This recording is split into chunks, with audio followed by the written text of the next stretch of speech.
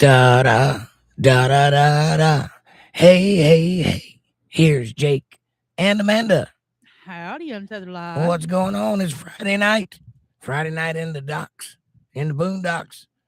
Time to kick back and watch the Gators fight. What's happening in your neck of the woods? Who's here? Say hello if you're in the chat. Hello, hello, hello, hello. Amanda, how are you? I'm good. I'm here. I hear. Me too. I always hear. I'm here. And something cow. I don't know. Definitely not that. No. It's been one heck of a week. Oh, yes.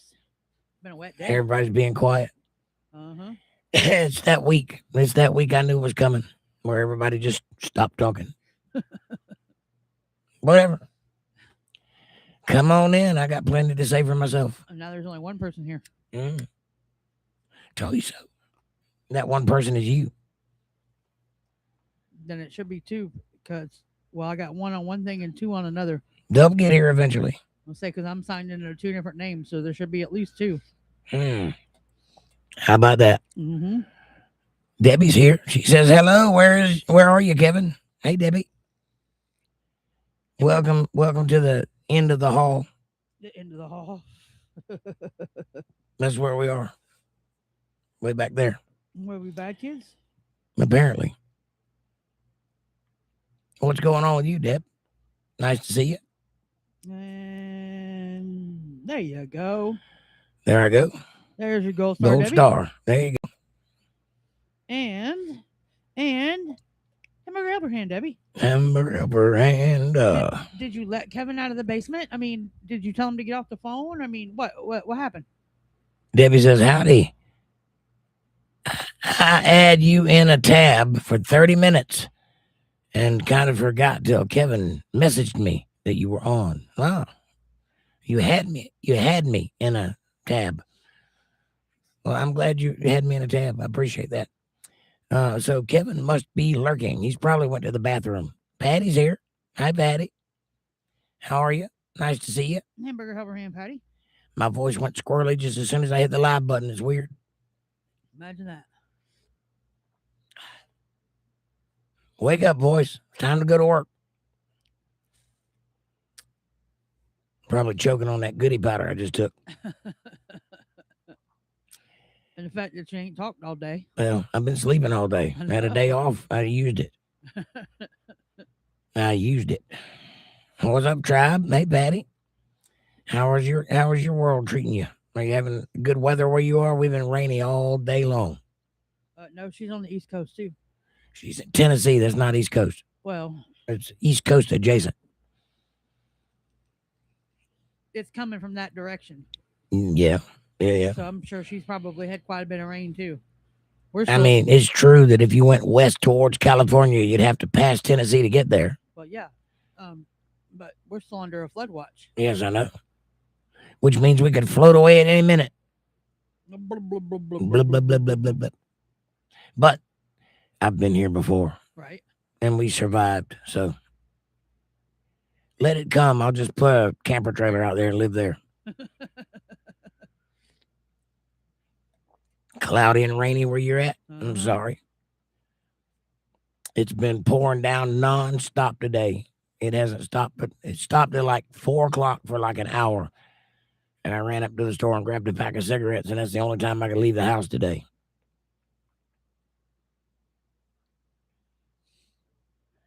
But I mostly didn't need to leave the house today because, like I said, I had the day off, so I slept. I haven't had good sleep in a while, so I caught up on some today. And it was necessary. He slept and ate and slept and ate and slept. Debbie says today was a good day. Tomorrow is the start of a week-long heat warning day. Oh, yep. No. Yep. Do we have a heat wave coming? Yep, sure do. I think ours starts Sunday, though. We got rain again tomorrow. We're under a flood watch until tomorrow night. Well, the good news is as hot as it gets, it'll have it evaporated out of here in no time. all the water that dropped this week. It'll burn it right off. Maybe. It will. I've seen it happen. If the water don't get too high and they don't open the floodgates up there in Raleigh, we'll be okay. It won't flood because there's a river back there and it'll take it on down. They open them floodgates and overwhelm that river, though, everybody's losing their house. They did that during Hurricane Matthew, I think it was. I think it was Matthew. They were scared that the dam was going to burst because it got so full in Raleigh, which is about 80 miles up from us, uphill. And when they opened them floodgates, all that water just came right down into my neighborhood because I'm in the lowest point in the county, right here. I live at the bottom of a bowl. With a creek all the way around us, pretty much. Pretty much. We're like V'd in by a creek.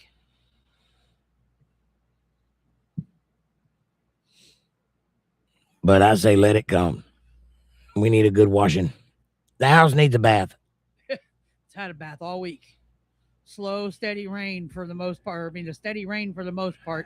Oh, which yeah. is just saturating the ground. Kevin, are you in there? Patty says, how high is the water pot? 6 feet and 6 feet high and rising. That's right. That's a good song.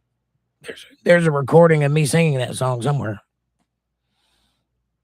You can look it up if you want to. It's there. Somewhere. Yep, that's a good As a matter of fact, I recorded it when we flooded. I was out there in the water entertaining the guys going around on boats, saving people and moving stuff and checking things out, you know. It's funny how when it floods, people come out in their boats. There was like a boat ramp, and I got right down to the edge of the water and stuck my stool right in the sand right before the water started. Might have been in the water, I can't remember. And the boats would come around and just pile up behind me and listen to me play guitar. I just sat there and entertained them, give them something good for a rainy day. And my sister was there and she filmed it. Debbie says, I learned something new today. Ooh, was it painful? Where science clarifies the Bible. Oh, yeah? Yeah. It does that occasionally. Leviticus 12:3 states that on the 8th day, the flesh of his foreskin shall be circumcised. Yes. Yes. And that happens to be the exact time when it's right to do that for a newborn child, where they don't feel no pain and they don't bleed to death. It's the only time in their life that can be done and not hurt them. Try that on an adult. He's down for a month. I know an adult that happened to. He was down longer than a month. Yeah. Well, I think the way that they do it now. Wiener science. When a baby is born, they have 0 vitamin K that we need to clot blood. Right. Yeah. But on day 8, that's when they get an abundance of it. So you can cut that foreskin and they won't bleed to death.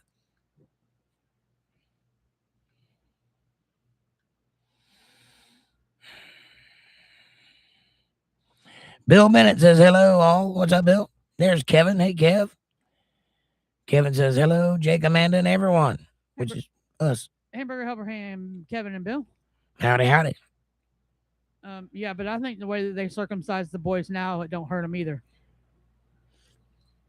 They still do it on the 8th day. No. Yes, they do. Not in the hospital. Okay.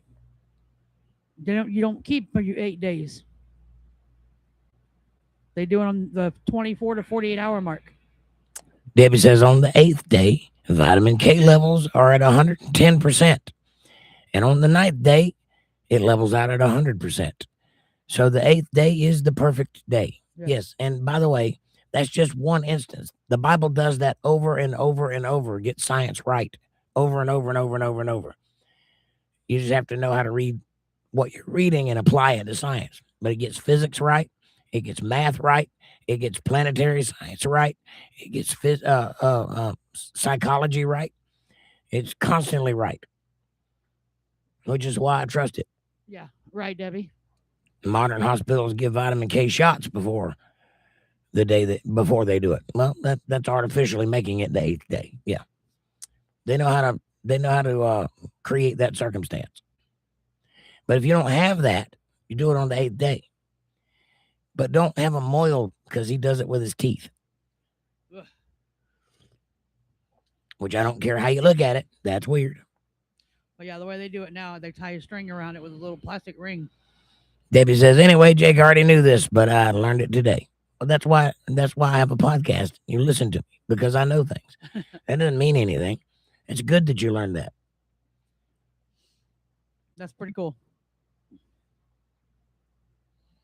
I wish more people came to that realization instead of thinking they know everything and storming off and taking their ball and going home. I don't like that. I love it when people say, you know what? All this Bible stuff means something. That's pretty good. And I like that. It's funny, the ones that try to prove God and the Bible wrong, try to prove God. They can't do it without proving that there's a God. They can't do it without using God. Every time. They'll try to prove it wrong, but they have to use God or the Bible to try to prove it wrong, and they can't do it. Or talk about it in terms of creation. Right.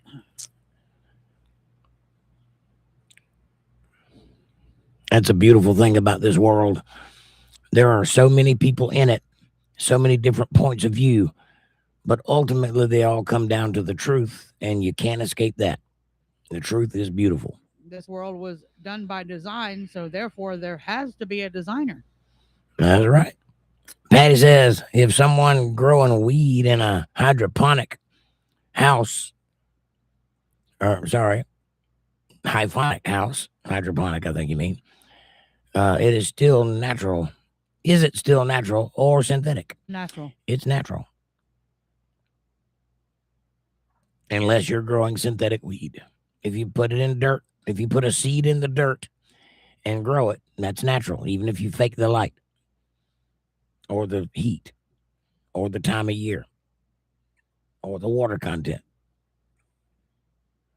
It's still natural. What makes it synthetic is when they extract the THC and the CBD out of the flower with computers or machines. Well, they don't do it with computers. They do it with needles, but they use computers to make the science. Exactly. Debbie says hydroponic just means growing in water, not soil, right? No, it just means that you're adding water to it artificially. Hydroponic is a process of delivering water to a system. So technically, when you drive down the south and you see them big arms that go out across the field and they're squirting water out across the field, technically that's hydroponic also. Yes. I'm trying to think of it's It is man-made, yes. Fertilized water. Yeah. It's hydroponic. Usually they use, from aquatics, they use fish poop. Yep. And let it run through. Here we use hog shit. Yeah, but they use some type of fertilizer. If you're ever driving down the road and one of them things squirts you in the face because you're on a motorcycle and you don't wear a face helmet, just know you just drank about a half gallon of hog shit. Yummy. And there's nothing you can do about it. Wipe it off and keep moving. Ask me how I know. Correct. Patty says, so when man-made, does it not natural? No. Man-made means that a man made it. Right. Planting a garden is not considered man-made, no matter where you do it. In the house, outside, in a tree, underground. If it's a garden, that's natural. Man-made means that they produced the material and put it together and made something artificial. Also, synthetic marijuana would be the K2 that they run around selling, which is also known as incense. Yeah, there's different kinds of it. That's just one kind of it. That's totally fake marijuana. Yes, and that's not even from hemp plants. That's like they put chemicals together to fake the high of marijuana. Yeah, it's incense. It's chemistry, really. And that would be man-made, yes.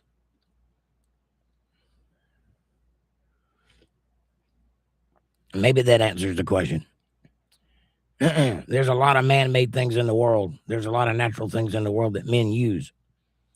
Not exactly the same thing.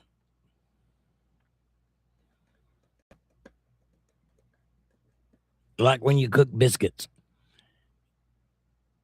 If you buy them from a can and cook them, they're still homemade, but they're synthetic.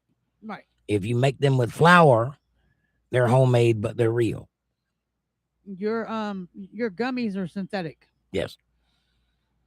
Because they extract the CBD out of it and put it into some kind of gelatin and make your gummies. Your gummies are synthetic. A synthetic form of THC or CBD. That's right. Synthetic is when science takes two natural things and makes an unnatural thing. There you go. That's right. Like when you make biscuits. You can still say it's homemade because you cooked it at home, but it's not real biscuits if it didn't come out of flour and dough and oil and butter and Crisco and eggs or whatever it all you use. If you didn't need to cook it, it ain't homemade. An unnatural thing will never be found in the natural world, says Debbie. What a wonderful idea that is to talk about tonight, because there's a lot of people trying to take credit for things such as artificial intelligence. And I mean, there's just the whole world is full of people trying to take the credit of God, trying to claim they discovered such and such or they created such and such, when really all they did was stumble into it blind in the dark, and then they took credit for it. But it was already there, like electricity, right? How many times have you heard Benjamin Franklin discovered electricity? No, he didn't. He flew a kite in the rain. He's a moron. Happens to have been there when lightning struck, and he saw what lightning could do. Lightning didn't strike for the first time when Ben Franklin flew a flag. It's been doing it since we've been here, since before we were here. So that means that the electricity, when you turn your lights on and it shoots up there and turns your light on, that's been here forever. We just didn't know how to use it. But there it was, out there in the ground the whole time. Same thing with oil and coal and gold and silver and all the things, silicon and the things we build microchips out of. That's been here since the beginning. We discovered nothing.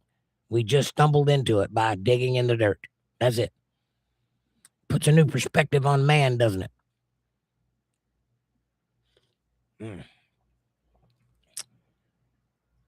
Patty says, well, I reckon they outlawed Delta 8 in Tennessee from the gummies.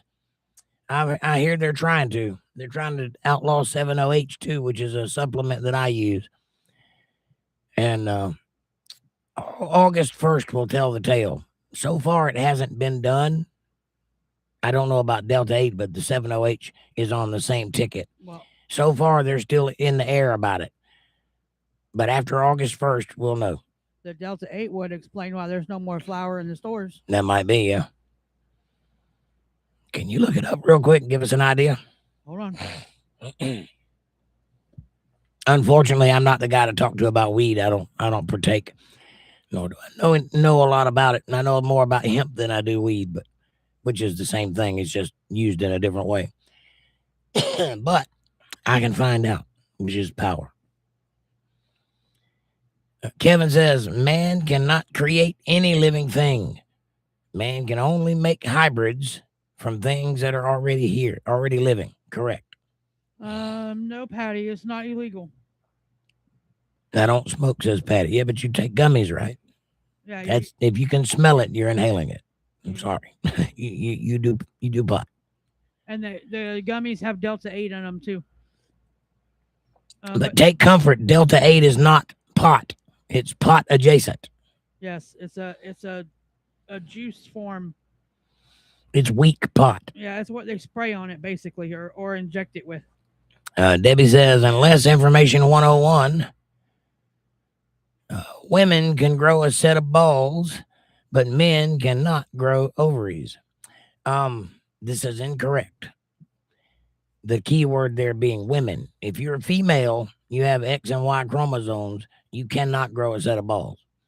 If you have some male DNA in there, then you can. But that's not a woman. That's a chimera. That's a hermaphrodite. A hermaphrodite can grow testicles. Ovaries and testes are very similar, though, in the early stages. So that's true. I meant unless. I got you. Useless. Oh, I meant useless. Oh. Useless information 101. Right. Patty says, I don't think it's going to be legal to buy here anymore after August 1st. I'm sure that's the same bill that we're waiting on to come down on us. Yeah, it's the same. It's the same thing. It's not happened yet, and they don't think it's going to. I grew my son's set, so there's that.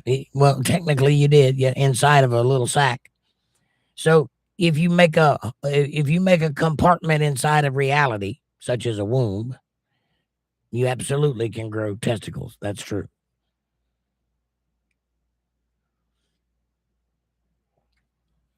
And Kevin says, Debbie, you had some help. Yeah, it does take two to tango. That's correct. You tango longer, but it still takes two to tango.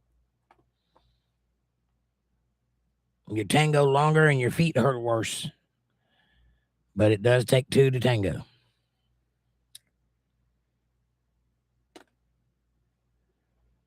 How's that for a metaphor? Oh, that's what they're okay. What?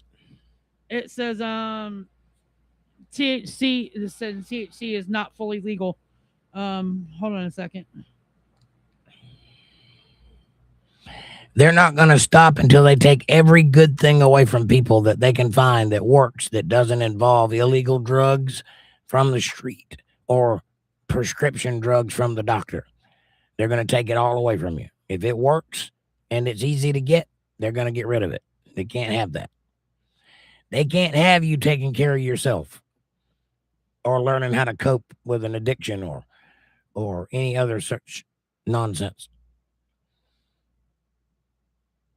Unfortunately, that's the world we live in. I don't know why people allow that, but there it is.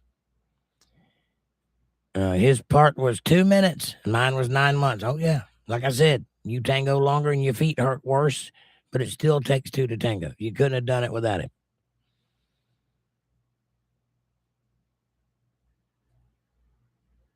To which he would reply, huh? So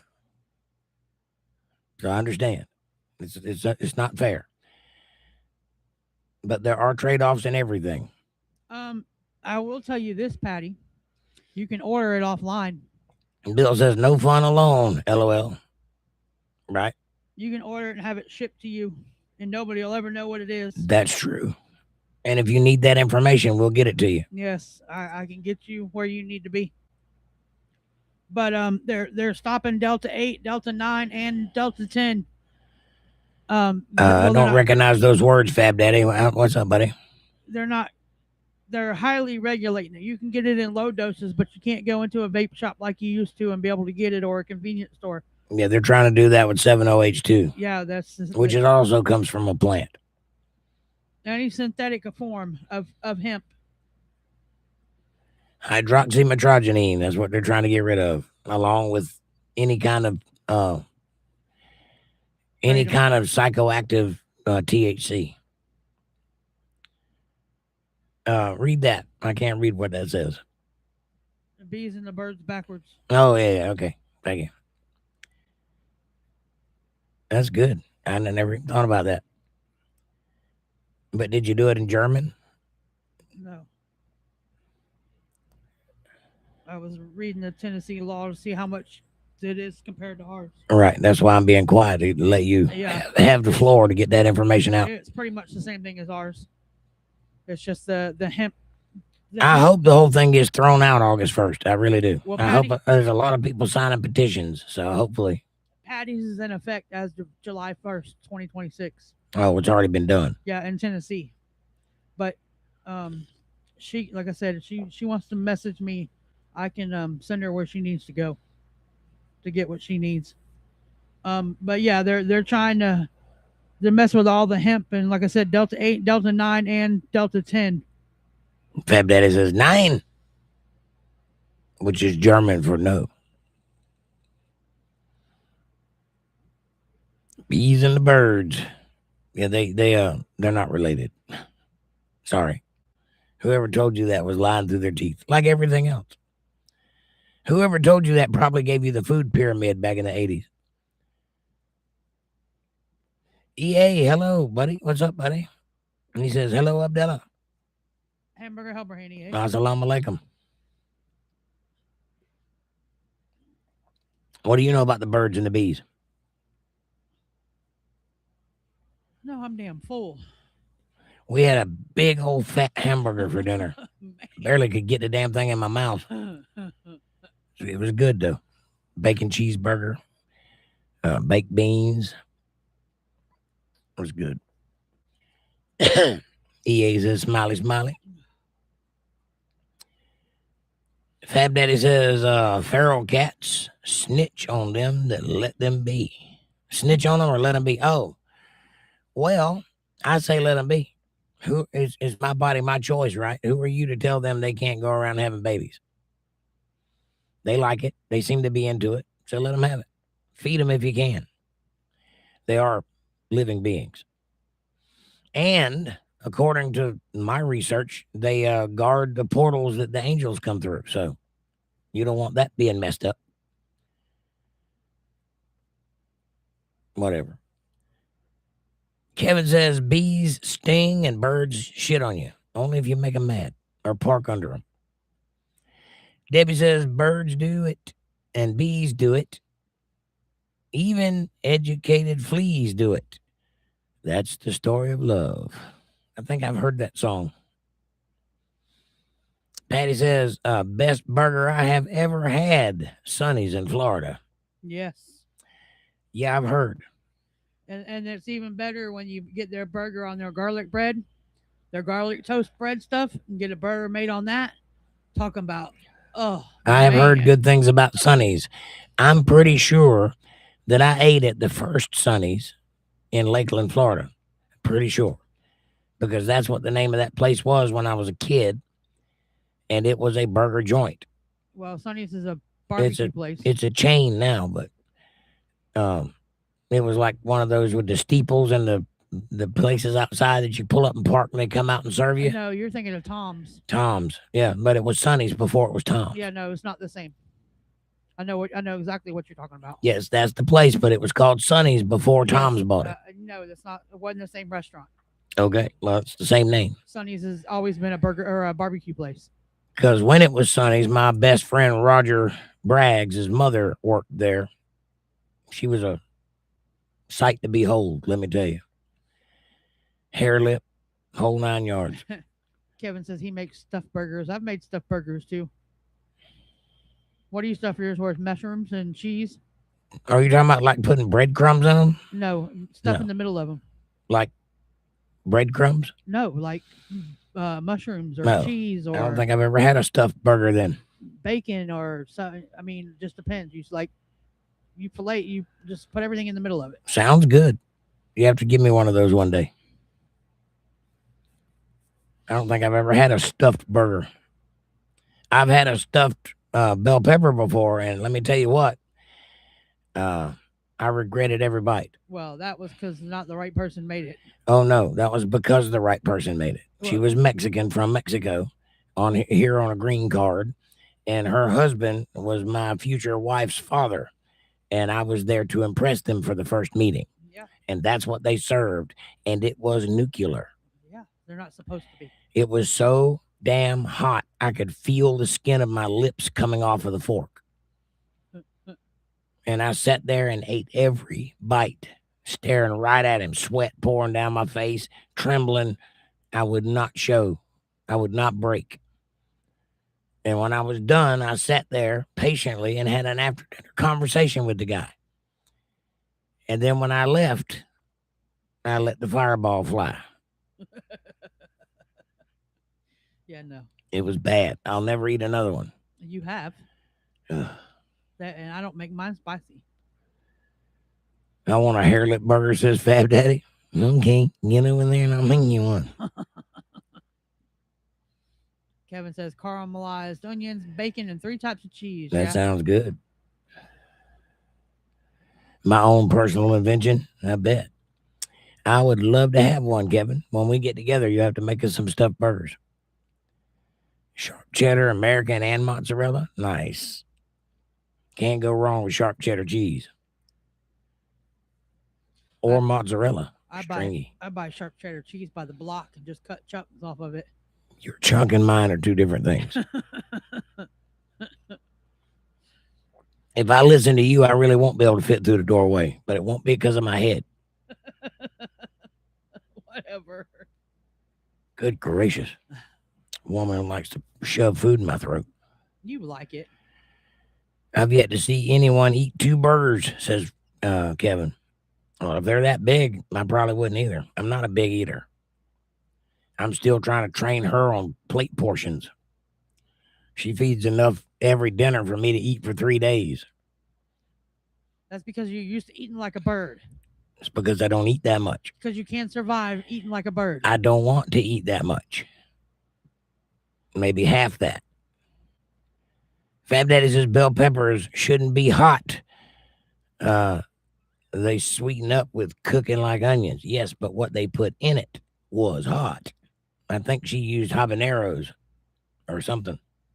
Ghost peppers or something. One of those that make your skin fall off when you touch it. And it was like creamy hamburger meat. It was like she had like queso cheese in it and hamburger meat. And that's really the consistency of it, and peppers. But I didn't even know how you're supposed to eat it. You just eat what's inside of it. No, I eat the whole thing. You eat the whole thing. Yeah. I ate the whole thing. You're supposed to eat the whole thing.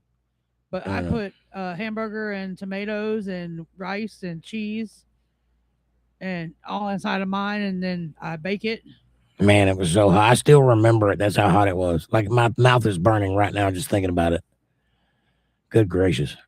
I made my point though. I don't break. If you were expecting to make me say uncle, you've made a mistake. I don't do that. Patty says better too much than not enough. Right, Patty? And this is true. There ain't no reason he should work all day and come home and go to bed and be hungry when he goes to bed because he didn't have enough for dinner. That ain't happening. Now you ain't never heard me complain. Or be hungry because you won't. Or be hungry at 10 o'clock in the morning when he's at work. Patty says I do the same thing as well, Miss Amanda. Yep.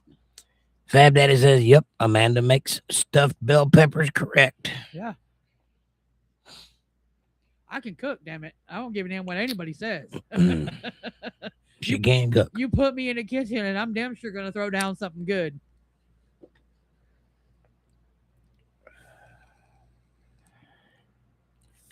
That's why she's here, because she can cook. That's worth everything else. And make your coffee, right? And hold my breath for 2 minutes. No, well, yeah. That's like part of the first part of the contract. It's like in the letterhead. We don't even get to the negotiation before that's mentioned.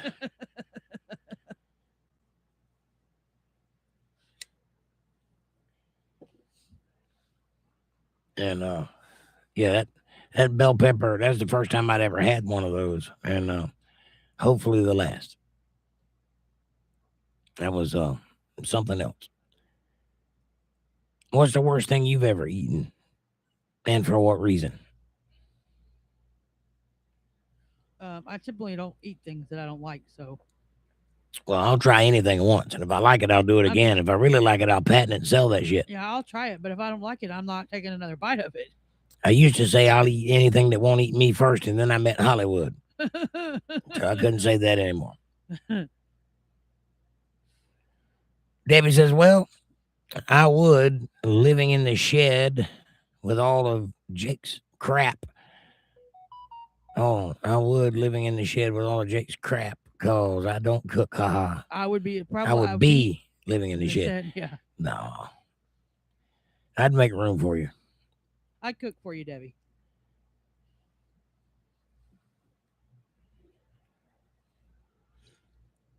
Don't get me wrong, Debbie. I wouldn't turn you away. I just, I wouldn't put up with a lot of shit, though, if you wasn't making good meals. Ew. Worst thing ever was corned beef hash taco. That don't sound very good at all. Why would you put? I guess if you're hungry, that makes sense. If you got tortillas and corned beef hash. I once spent a month where all I ate was instant stovetop stuffing. That's all I had. I had a box of it. Somebody had given me a full box of stovetop stuffing. And that's all I had. And I ate that for a month. I don't know if you've ever had instant stovetop stuffing like Stouffer's. Or what was it? Was it Stouffer's? It wasn't Chef Boyardee. What was it? It used to be on TV, the commercial. The shake and bake thing. Yeah, I know what you're talking about. Stovetop stuffing. And I can't remember the theme song either, but anyway, it was that. The stovetop, yeah. And it was bad. That was a bad month. That's when I got motivated to walk to town and get a job and stay in town until I could do better, which is what I did. Slept in a truck. But corned beef hash taco, what was the reason for eating that? Amber Grounds is here. She says, sounds like a stuffed something else pepper. And it was. Bell pepper usually gets a melty taste to me, spicy. This wasn't spicy. This was your grandmother's death hot. It was Mexican people. The Spanish people eat hot stuff like that. I like spicy. Every bite of chicken I've ever put in my mouth had Tabasco on it or some kind of hot sauce. I like spicy. This wasn't spicy. This was, I want you to die. Wrapped in, passive aggressive bell peppers. Hamburger helper hand, Amber. Dog food and greasy corn tortilla. I've eaten dog food before. Alpo ain't so bad. I've been hungry, Fab Daddy. You're not talking to anybody that hadn't been there. Trust me. Alpo ain't so bad. Actually, tastes kind of good. It kind of tastes like that beef stew that you buy that everybody raves about in the blue can. The dollar store brand? Yes. It's like in a big can. A beef stuff. Is it Dinty Moore beef stew? Dinty Moore, that's it. It tastes like that. The meat that's in that is the same meat they make Alpo with. I know. How do I know? Because I've tried them both. I'll say I like the Dinty Moore beef stew. Then you would like Alpo. The Dinty Moore chicken and dumplings too, but the other one, it's a sweet stew or something Sue or some Sue. No, I'm talking about Dinty Moore. Yeah, but Sue, I think it's Mama Sue or something. She makes some good chicken and dumpling in a can too. I'm talking about beef stew. Yeah. But that meat, that little hunk of meat that's in there, is the same meat they put in Alpo. And they also have like heart pieces in there.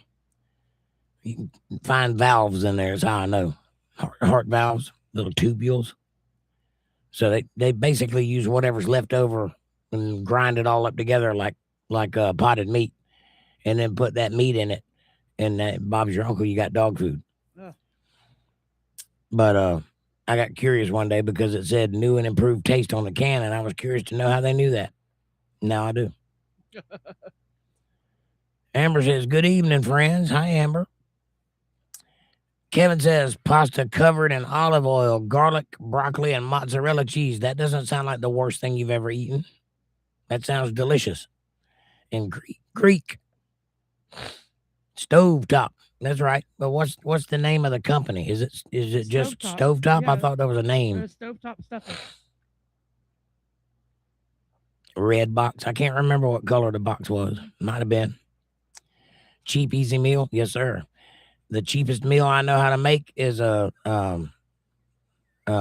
handful of rice and a chicken pot pie on top. That you can eat that and be full for the day, and it costs about 50 cents per meal. Or noodles, peas, and cheese, please. Ugh. A handful of green peas, some shredded cheese, and some ramen noodles. And if you get salsa, you can put a can of tuna in there and have your protein too. And you can make that meal for about $1. Nope. Don't do the little monkey balls. You do if you're hungry. No, I don't either. Yeah, you do. Or you'll starve. I'll starve. Mm-hmm. I hadn't heard you starving yet. Because I don't have to do that.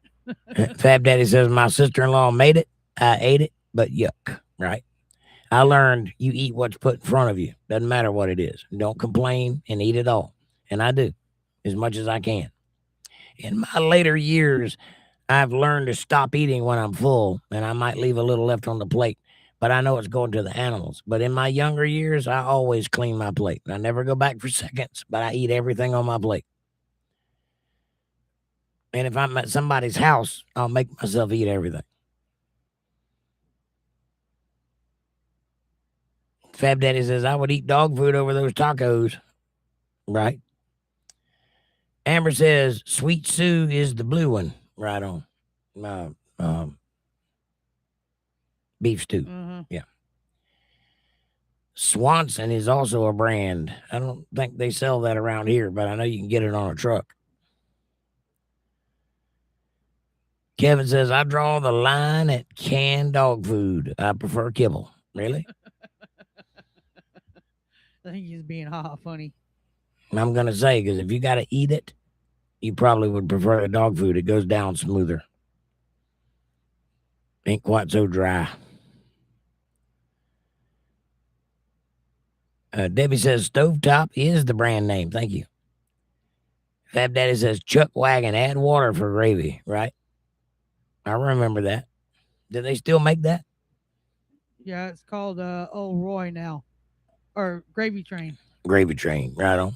Yeah, it's called Gravy Train. You add water to it, and it makes the dog food gravy. Yeah, you can use black beans, Kevin. That'll work. Yeah, that's not bad. You can use anything really. Just put some beans in there, or broccoli, or anything you got. Black beans are pretty good though. If you're hungry and that's all you got is a bag of ramen noodles, you can get creative and get some stuff. You can put some corn in there. I've done that before. I've put the little beef smokies sausages in it. Yeah. Eggs. But if you got that, you got food. I'm saying if you're down to nothing, you got nothing but a bag of ramen noodles, you can make that work for a couple days. Let's talk about you living months off of hot dogs. I did that. Yeah, I did that on purpose though. But still. Ugh. One hot dog a day. Just enough to not die. I had to lose some weight. And I meant I was going to. And I did. Debbie says those Chuck Wagon commercials were really funny. I remember those. The guy on the wagon. It was like stop motion animation. I remember that. I miss old TV. We watched an old movie tonight, Sky Pirates, set in the 40s.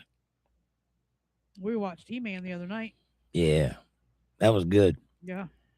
Surprised me. I thought it was going to be woke and terrible, but it wasn't. It was actually good. Worth a second watch. Amber says tuna, mac and cheese, and sweet peas. Yeah, that's what I was talking about. Why would you ruin macaroni and cheese like that? That's called casserole, honey. No.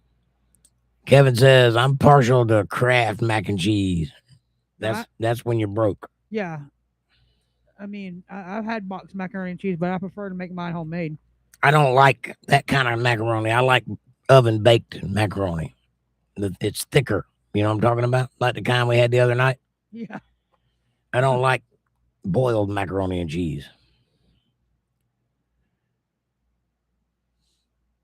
Fab Daddy says the new human. The new He-Man. Yes, the new one. It was actually good. It was not woke. It had some moments, but I don't think you can avoid that in Hollywood. I think they're going to shove that in regardless. If you want to make a movie, you got to put that in there. But it did not sacrifice He-Man being a hero so that the girl could be the boss, which was good. And also, they didn't make them totally non-masculine. So I think you'll enjoy it if you watch it.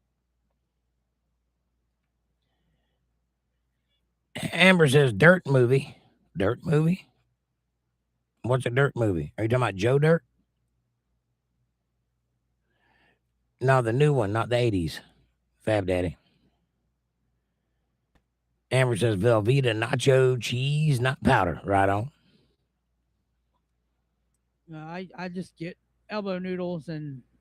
You enjoyed the movie Obsession? Sorry, go ahead. And make my macaroni and cheese. I just cook my noodles and put my own cheese and butter and stuff in it. I haven't seen it. Is that the new scary movie that just came out?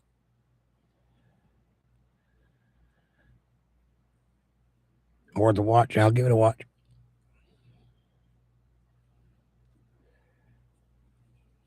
I tend to stay away from movies like that because of the what's the movie with the nun in it?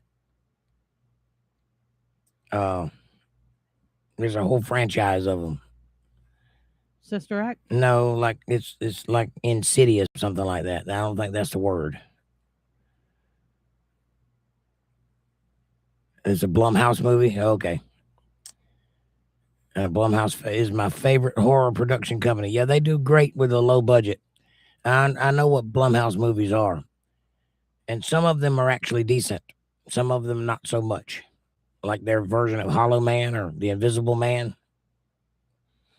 That didn't hit, but they have made some decent movies, and they do it on a low budget, which is good. That's good for cinema because that means you can make money off of not spending a lot of money, but you still make money and get butts and seats, which is a good thing. He might be one of the saviors to cinema, him and Christopher Nolan, although his latest movie is garbage from what I hear. But he doesn't use CGI. He only films on film, and he has a love for cinema, which is what might save cinema, because other than that, it's on the way out. Obsession cost $775,000 and brought $400 million. That's not a bad deal. That's how you do it. You don't need $500 million to make a movie. You should be able to make a good movie with $1 million if you got a brain and a good actor. But that's like Marvel. That's what's killing movies, is all these billion-dollar franchises. If you have to make $1 billion to break even, you've done too much. You need to scale back, come off the ledge a little bit. Otherwise, you can't keep that up. I mean, the first one you might make $1 billion on. After that, it's a sliding scale downwards. There's no way to keep that up. It's like running. You can only run for a certain distance. You have to stop at some point.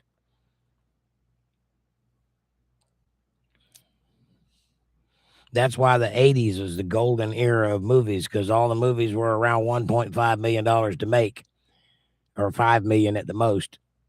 And they made money. And they were all good movies. Even bad movies in the 80s were good.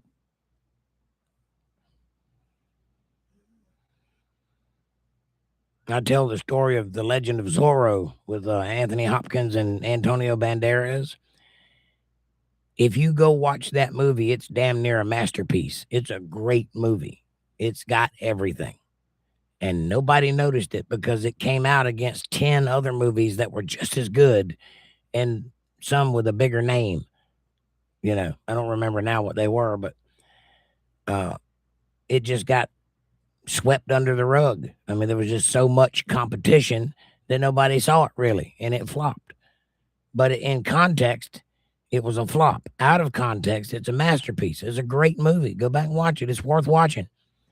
It's worth watching 10 times. It's got a lot of humor in it, and it's got action and romance and drama. It's got it all. But it just didn't get everybody's attention because there was so many other great movies coming out at the same time. That happens a lot. I like The Batteries Not Included. That was a great movie. Also one that didn't do well in the box office. Was a great movie though. Yep. Spaghetti westerns in the 60s. Yes. Low budget, filmed overseas so they get a tax break, and made bukus of dollars. Absolutely. Sergio Leone. He was the master of that. Debbie says movies are expensive because of salaries of the actors to some degree. Absolutely. A good reason to have AI and put them out of work so we don't have to hear their political views. Yes. I disagree with that. I think actors should remain actors and keep their mouths shut because nobody wants to hear a liar tell us what they believe. But hard to beat Mel Gibson when he's in his prime, or Harrison Ford when he quivers his little jaw, or Tom Cruise when he's running at a full tilt. Hard to beat that. Or Arnold Schwarzenegger pretty much doing anything. The Good, the Bad, and the Ugly, says Kevin. That's only one of 3 movies. Do you know the other ones?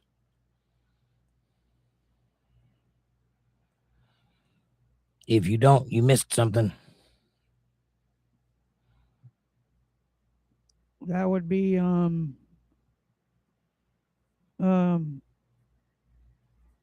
damn. It's not Maverick. Nope. The one that we just watched with whatchamacallit in it. No, these are Clint Eastwood movies. Oh. The Good, the Bad, and the Ugly, A Fistful of Dollars, and Unforgiven. Yeah.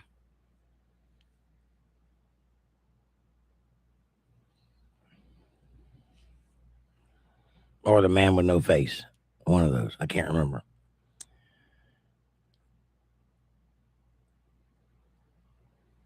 Yeah, I agree that we shouldn't listen to actors' political views. I agree with that. I'm not a fan of AI in movies. To me, that's going to ruin it just like CGI did when that happened. Fab Daddy says the best movies I watch is video games. That's where the talent lays. Really? I've seen a few cutaway scenes. I don't know that I agree with that. But I haven't seen anything modern, so I don't know. Kevin says The Mechanic. That was a great movie with Charles Bronson and a good remake with Jason Statham. Not a great remake, a good one. You need to see the original to appreciate the remake because they go through it like you've already seen it. They don't lay anything out. They just jump right straight into it. Rowdy Yates, says Patty. Kevin says Charles Bronson. Yeah, punk. In that case, Death Wish. Patty says Wagon Train. Right on. I liked Wagon Train. It was a good show. Amber says AI is going to ruin movies just as auto-tune killed music. I agree. Fab Daddy says he starved for The Mechanic. Probably. Although I don't know why he was just a hitman. Amber says my opinion with that. Right on. Kevin says Steve McQueen and Bullet. Yes. Interesting fact. Anytime you ever watch the Dukes of Hazzard, when you hear the General Lee, you're actually hearing the car from the movie The Bullet. It's actually a Ford Mustang. And it's a standard, not an automatic. No. The sound you hear is an automatic. The car that they're driving is a standard. Yes. The French Connection, says Kevin. Also a great movie. Good car movies. You like Vanishing Point too? That's right in there with those two. Yeah, that's a good movie too. And Eleanor. Smokey and the Bandit, Cannonball Run. Come on now. Come on now.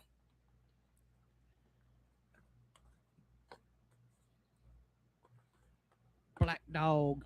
Black Dog. That's a semi-truck movie. A bad one at that. No, it's not. It's a good movie. Oogie. It's not just a semi-truck movie. Coffee on Wagon Train is called Chicory. Right on.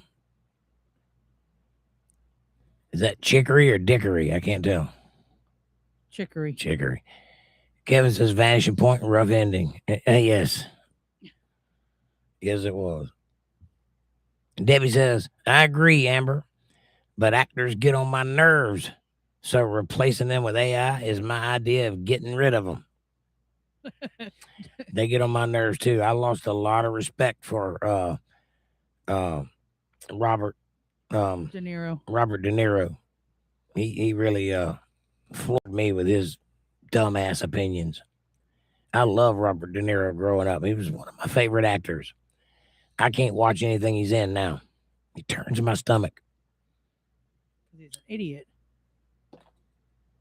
He is an idiot. And anybody that speaks out like that shows themselves to be an idiot. And guess what? People are starting to get the message, and people are starting to stop doing that. Smart ones are anyway. Especially the hell Bill Maher. I can't believe that shit. Oh, when he said he'd vote for J.D. Vance. He's going Republican and voting J.D. Vance. Hey, that's pretty bad when the Democrats lose Bill Maher and the representative guy. Yeah. I heard one person say one time, "We need a Joe Rogan. Why don't we have a Joe Rogan on our side?" I was like, you did have a Joe Rogan on your side. You ran him over to the other side. And just anybody that's in a podcast is a smart person. It's only going to be a matter of time before they catch on to your bullshit and run to the other side. That's why you don't have one. You started out with a Joe Rogan. He was Democrat as they could be. So was Tim Pool and Russell Brand and Dave Rubin and all those guys. They were all lefties. And every one of them over the times moved to the right. And now they're all Trump supporters. Go figure. Wonder why that is.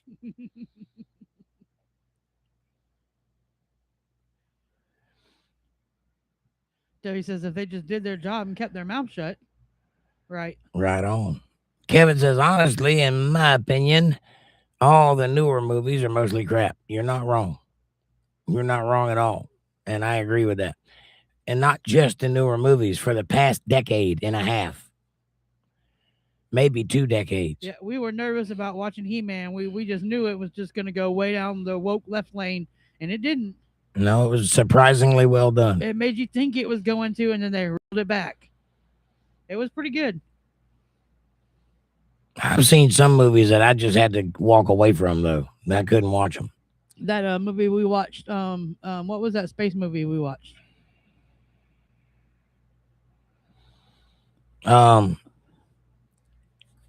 Project Hail Mary. Yeah, Hail Mary. That's a good movie. That's a movie you need to see. That's worth watching. Spaceballs is old and funny, Amber. That's right. That's one of my favorite movies growing up. I bet you I've seen that movie 100 times. Both of us could sit here and say every word to that movie.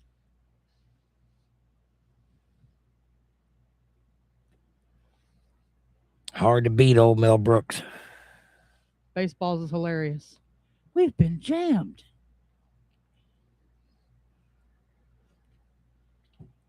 Hit that like button, everybody, if you like the conversation. You want to see more of it. Like, subscribe, share, support, join the super chat if you can. Feed Jake. I've been a good doggy. May the Schwartz be May with the Schwartz be with you. You're a prince. That's a great movie. My name's Bart. Half dog, half mog. We got it. Don't give us a copyright claim. Can't go reciting movies. They don't like that. I tell you what, though, Project Hail Mary is every bit worth the money to see that movie. Yes. It's worth seeing it in theaters. Support that, because we need more of that. And it's the same guy that did the movie The Martian, which wasn't a bad movie either. Debbie says, every time I see a promo for Down Periscope, I have to watch it. I laugh all the way through it. That was a good movie. That's the one with Kelsey Grammer in it, right? Down Periscope. Yep, that's a good one. All those movies, Hot Shot, Naked Gun, Spy Hard, Walk Hard was a good movie. I liked the Police Academy movies. Police Academy, but that's not a spoof. But that's still. not all. That's not in those movies. Police Academy is its own thing, but it's not a spoof. Still funny. Yeah, there's a lot of funny movies, but she's talking about spoof movies. Down Periscope is a spoof movie, like Airplane.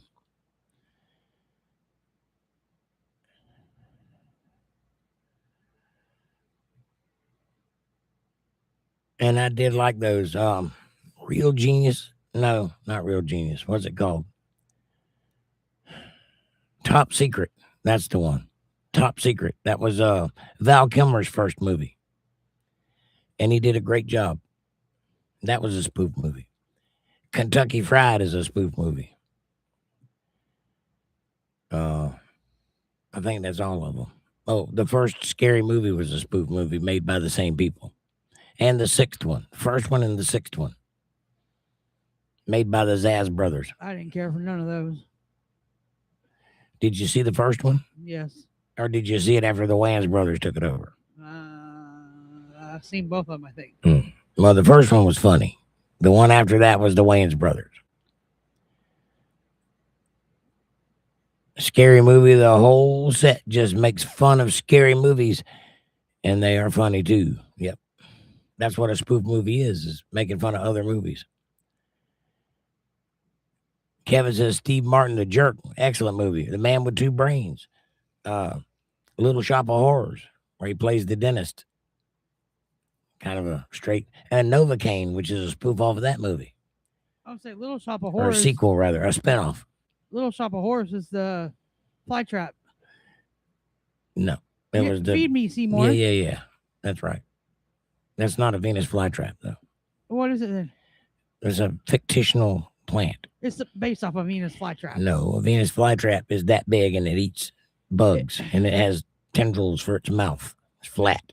That thing was a puppeted something or other, like a Mario Brothers tubule kind of thing. Anyway, it was a fictitious plant.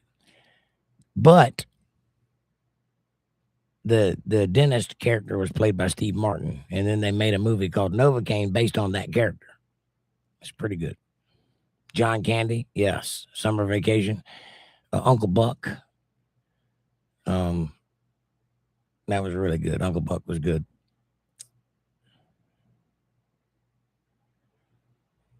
I think it was Summer Vacation. I think that was Chevy Chase. He might have been in it, though.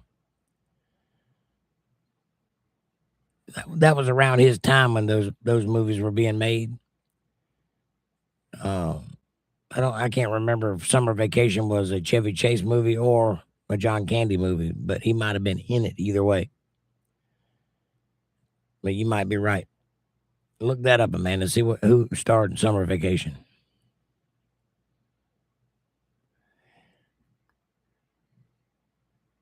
No, she's not.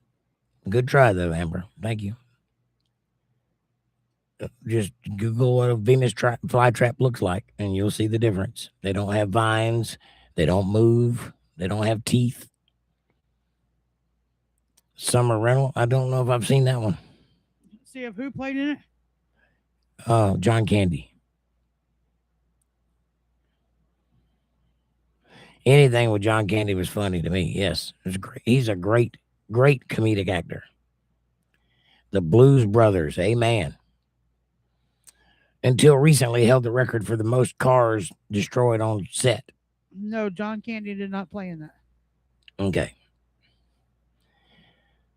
Who did? Santiago Segura, Fernando Gil, Patricia Condi. Who was the main actor? Which would have been who? I don't know. Summer Vacation. On the movie, who was the main actor? Felix? That's Lewis? what I'm asking. Oscar? The guy on the cover. I don't.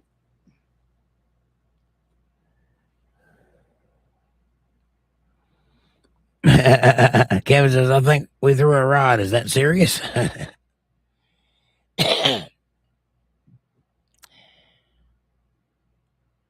I'm just laying here with my hand resting between two fluffy pillows.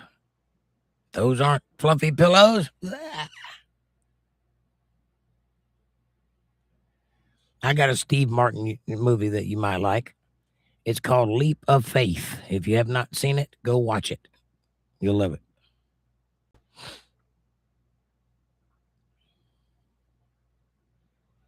It's a off the beaten path Steve Martin movie against type. He plays a character he doesn't usually play. But it's good. Main is young Yomai Sumi. I don't know who that is. And I don't know. I don't know how to pronounce these names. They're Spanish names or Japanese names. They'd be Spanish, probably. Kevin No. says Aretha Franklin. RESPECT. Suck Chu it to me, suck it to me, suck it to me. Chu Wu Shik. Or just Japanese names, Chinese names. Okay. Kevin says, and the Blues Brothers. That's right. She did a scene in the Blues Brothers at the beginning where she was a waitress and the girlfriend of one of the Blues Brothers, I think. Been a while since I've seen that movie. And it says, Little Shop of Horrors is a large, talking, singing, carnivorous plant from outer space that feeds on blood and later human flesh. Yes. It is discovered by the nerdy florist Seymour, who names it after his co-worker crush Audrey. The plant grows rapidly, becomes increasingly demanding and manipulative, and is the central antagonist. And not a Venus flytrap. I think it's based on a Venus flytrap. Rachel Floyd says, hello. Hello, Rachel. Long time no see. How you doing? Hamburger helper hand, Rachel. Harlem Nights. I never watched that movie. I saw part of it, and it was very vulgar, and I was young, and it didn't rub me right, so I didn't continue watching it. I probably would like it now, though. Rachel says, America. Hammer says, LOL, Miss Hammer. Sound them out like Jake does with the names in the Bible. Yeah, right. No. It says a Little Shop of Horrors plant Audrey is described as a cross between a Venus flytrap and a Butterworth. Later in the musical in 1986, the film script explicitly calls it an anthropomorphic. Anthropomorphic. Thank you. Cross between a Venus flytrap and an avocado. Okay. Seymour initially treats it and thinks of it as a Venus flytrap. I stand corrected. I don't think it is, though.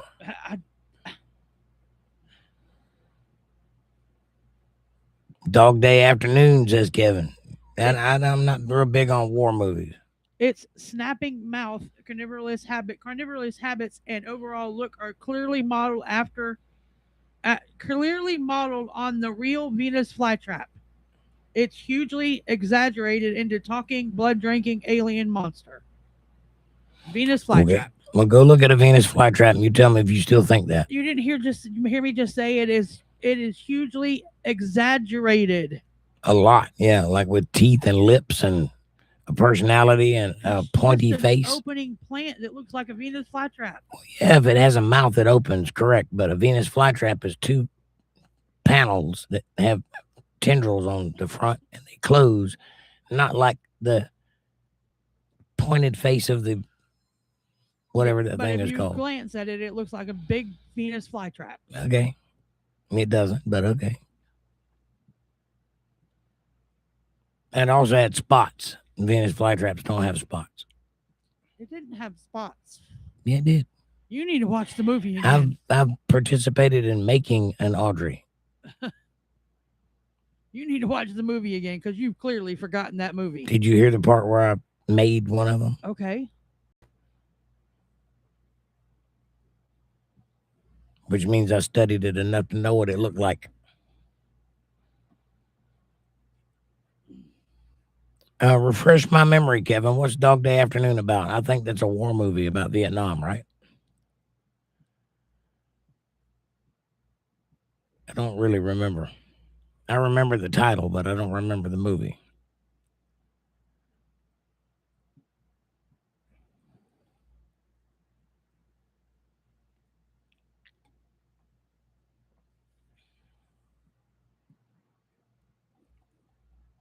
The exception to that rule would obviously be Platoon and I guess that was Platoon. Yeah, Platoon. What was the one with Marlon Brando in it? Was that Platoon? No, that was another one.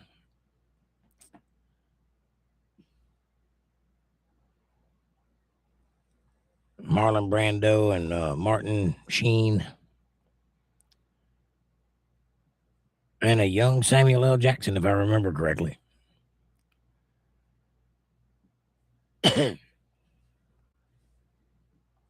Apocalypse Now. That's what it was. Apocalypse Now. Those are good war movies. And also Deer Hunter was pretty good. Dog Day Afternoon is a movie about terrorist plot. Okay. A blimp with a massive gun under it to take out a sports stadium. Okay, I remember now. Yeah, that very similar plot was in it just left my mind. Boy Scout, Last Boy Scout. Very similar situation. It wasn't a blimp, though. I don't think it was a Megatron.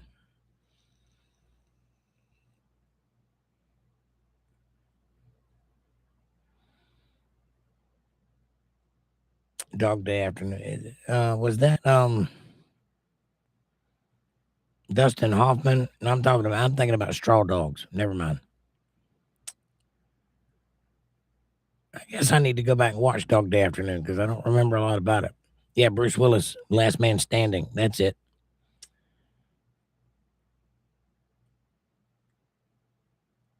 Was it Last Man Standing or The Last Boy Scout? Bruce Willis and Damon Wayans?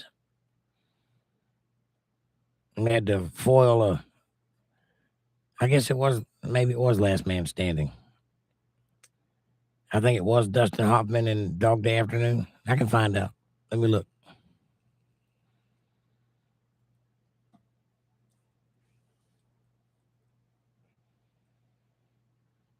Yes, it was Dustin Hoffman.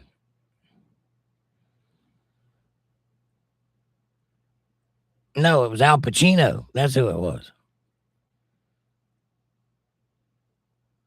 Okay. He looked like Dustin Hoffman, though, in that, on the cover. That's why I thought that. Last Man Standing was Bruce Willis. Yes.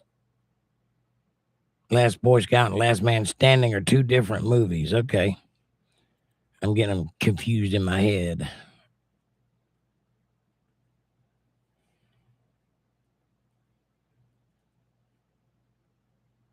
Okay. All right. I got you.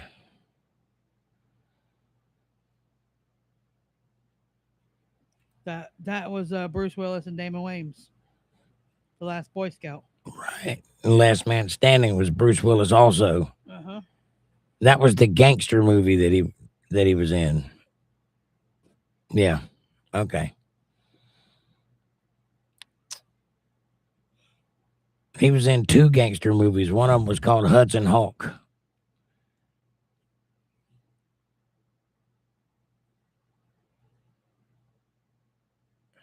You also like Adam Sandler movies? I liked a few of his earlier ones, but they get kind of weak towards the end of his discography. Yeah, I like some of them. I like some of filmography. I like some of Jim Carrey movies too. Yeah.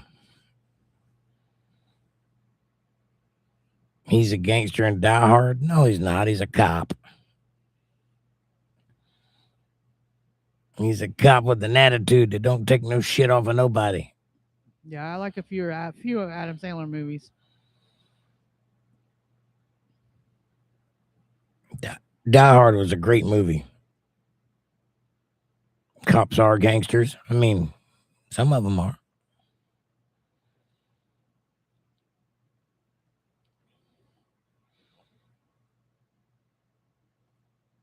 Not all of them, though, Bill. There's a lot of good cops out there. All you got to do is watch some body cam footage and you'll see. Good gracious. I've been on that kick for the last couple of days. Yippee-ki-yay, Mazzy Fozzie.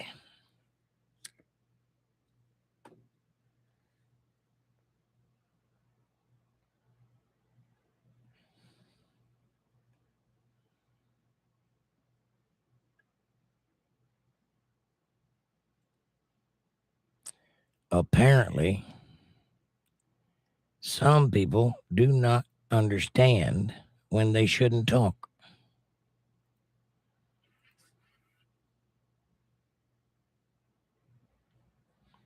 Bill Bennett says, I'm on the Popo's side, but they very seldom on mine.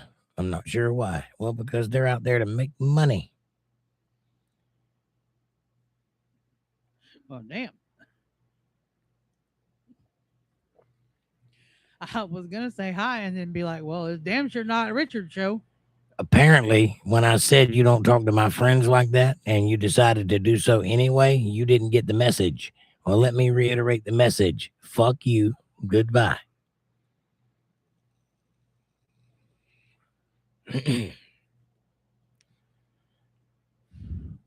Right, Debbie.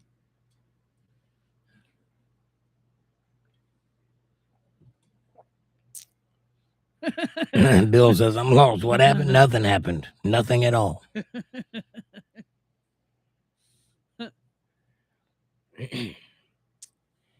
Just know that you don't talk to my friends like that. You can talk to me however you like. Watch your mouth when you talk to the ladies, or you don't get to talk here. It's that simple. I made that clear. You didn't listen. Amber says, yay me, I remembered.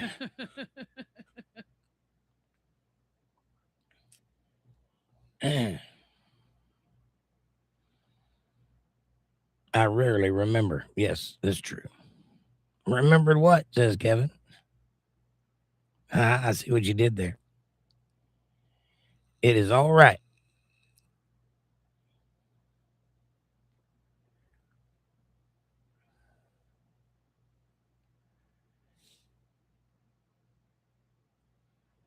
I don't know. I forgot. Bill Bennett says, Monkey or Fab getting the boot would be my guess. I'm trying to juggle multiple things on it going on. I hear you, but you would be correct. Fab Daddy didn't get booted because he knows when to shut up. No, Amber.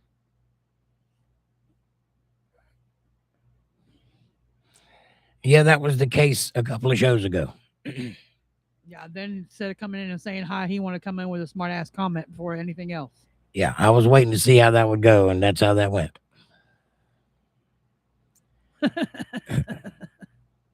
Well, it's very simple.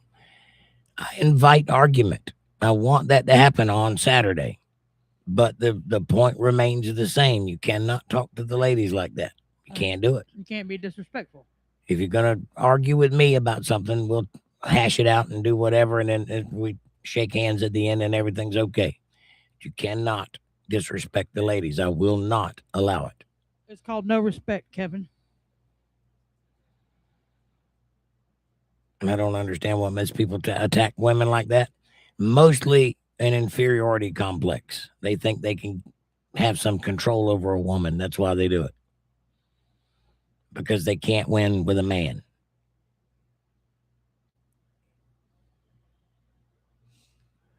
The blessing of the internet, says Amber. Yep, keyboard commandos. Bill Bennett says, should be respectful to all and have a civil conversation. Well, that's the idea. That's the hope. Doesn't go that way a lot, but that's the hope. The problem is when I say stop, that means stop. And I give plenty of warnings. I did not just be mean to him. I asked him several times to not talk like that, and he continued doing it. And he got kicked out. That simple. Right, Kevin? Control a woman? How's that working for you?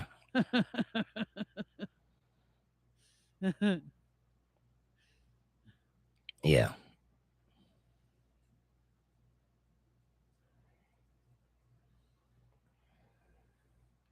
I am loyal to those who are loyal to me. And I will have your back 100% if you have mine. The minute you turn on me, you've lost any respect I have. And you don't get it back. Amber says, LOL, big dog. Good luck and best wishes. Debbie says, Kevin, I told you I can be controlled for the right price. Amen. Kevin says trying to control a woman is like pulling the pin on a grenade and placing it between your legs. Yeah, that's not a good idea. Everything's going to go squirrely soon. Quickly. I try to be respectful to anybody who's respectful to me. I do not believe that respect is inherent. I don't respect old people just because they're old and things like that. I don't say sir just because somebody's in a uniform. If you don't respect me, I'm not respecting you back. But I give it where it's due. Yeah, but you're not going to come across as disrespectful to somebody either. I try not to.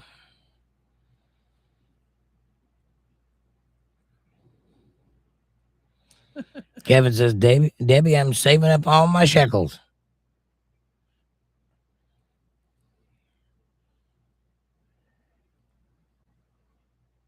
I'm trying to make some shekels. Been a rough week. Have to put you on the corner and pimp you out. You ain't gonna get much. I ain't real pretty. Got nice legs though. And Debbie says, and Kevin, I'm waiting. Oh, look at the doggy. Hey, there's a doggy with a dress. There's a corgi running. Thank you, Amber. Run, corgi, run. I have no idea what that is, but I'll take it. There's a corgi running across the screen. I saw that.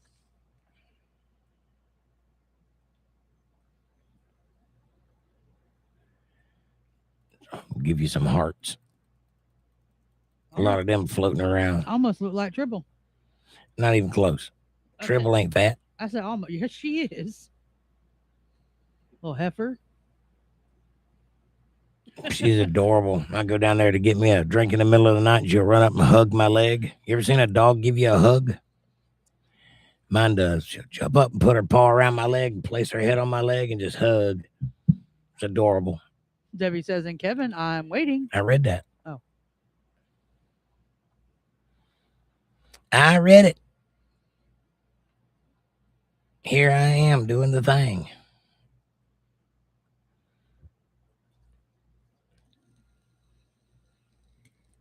Can I get a little bit more of that coffee, please? Yep. Get them vocal cords warmed up a little. All right. So we covered movies. Got any more?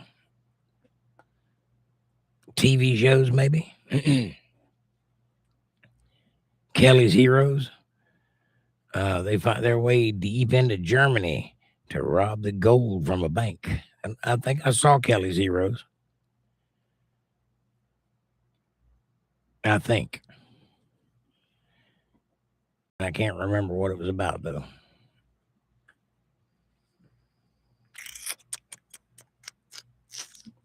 I might be thinking about Hogan's Heroes.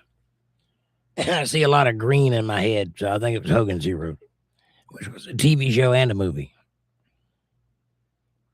And a dirty movie. Those that know. Nazi Women of the SS, something like that. Werewolf Nazi Women of the SS was filmed on the Hogan's Heroes set. So it was a porno movie and a movie and a TV show. And they used their costumes also. Many good actors, yes. Clint Eastwood, Telly Savalas, Don Rickles, all good actors.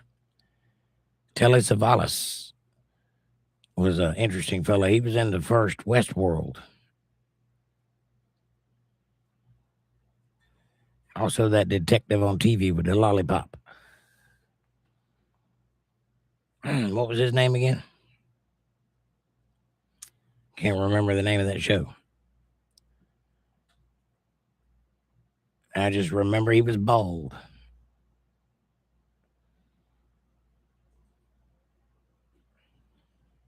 Clint Eastwood's a no-brainer. He's been in all the great westerns. Quite a few good movies. Kojak. That's the one. Yeah, old Kojak. I used to watch that when I was a little boy. When it was on TV the first time. I've always been a sucker for good detective and private investigator shows. Thank you. We just started watching the Rockford Files here recently. Watched the pilot anyway. Pretty good show.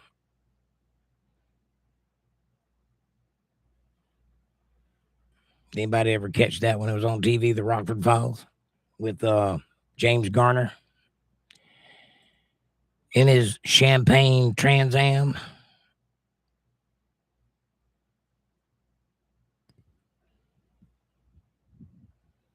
Oh yeah, says Patty.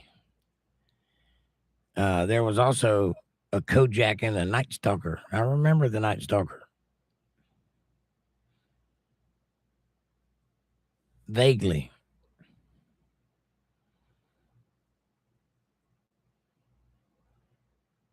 What was the name of that show with the vampires? It wasn't Faulty Towers, was it? Something Towers. Yeah, James Garner, Rockford Files. That's it. Beretta. That was a good show. Kind of reminded me of Starsky and Hutch a lot, though. No, you can't beat Magnum PI when it comes to the private detective shows. That's the best one, in my opinion. What about Sherlock Holmes? Well, that's a different thing. That's more literary. Yes, they made a TV show, but the books is where it's at with Sherlock Holmes. But if you're going to watch a Sherlock Holmes TV show, you need to watch the one from the early 80s with Jeremy Brett as Sherlock Holmes. That's the best retelling of the books.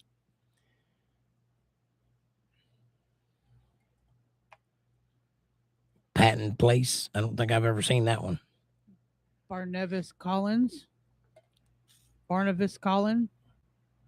Don't know who that is. I know who Barnaby Jones is. Columbo is a very good detective show, yes. It was very cinematic, too. They had a very unique style where they would show you the crime or the murder or whatever it was, and then watch Columbo work his way up to it. What about T.J. Hooker or In the Heat of the Night? T.J. Hooker was just Captain Kirk with a different uniform on. In the Heat of the Night was a good show. That had Archie Bunker in it. Dark Shadows, that's it. The vampire movie, Dark Shadows. I was thinking there's a British one called Faulty Towers. I used to get those two confused, but Dark Shadows is the one I'm thinking about. Very soap opera-ish.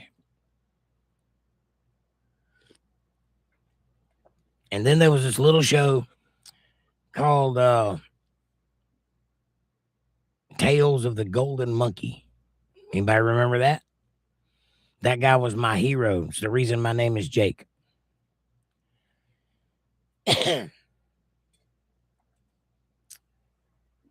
Dark Shadows was like a soap opera. Yes, it was. Like a vampire soap opera. You didn't insult a female tonight, but you came in being rude. You want to go again? Or you want to say you're sorry and move on? Or you want to say hi and join the conversation respectfully?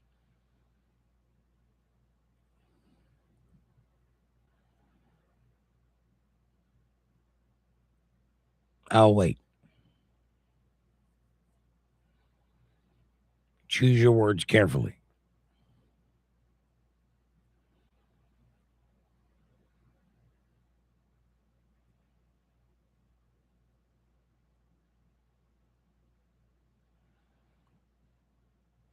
Debbie says, Interview with a Vampire by Anne Rice was a good book and good movie. Was a good movie. I'll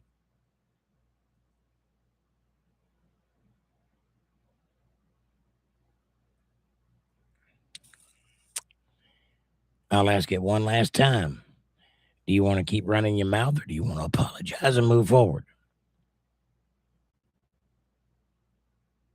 Because the next word out of your mouth gets you banned permanently if it isn't the one I want to hear. Telling me to relax? Probably not the right way to go. Bye.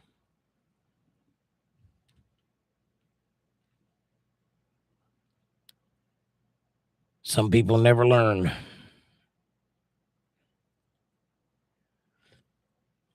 Patty's Dark Shadows. Patty says Dark Shadow was good. Was so funny as an adult.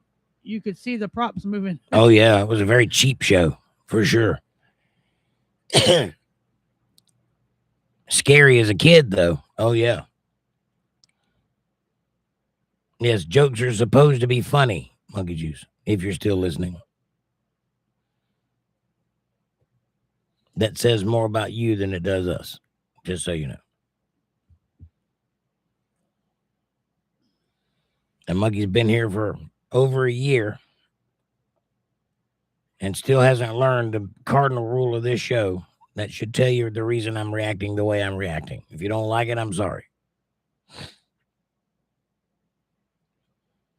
Abbott and Costello, yeah. I grew up where they came from. Bonnie and Clyde. No, Abbott and Costello. Yeah, I know. There's a mural on the side of the building in the town where they came from, which is escaping me at the moment, but it's near Fountain, Georgia, somewhere in that area.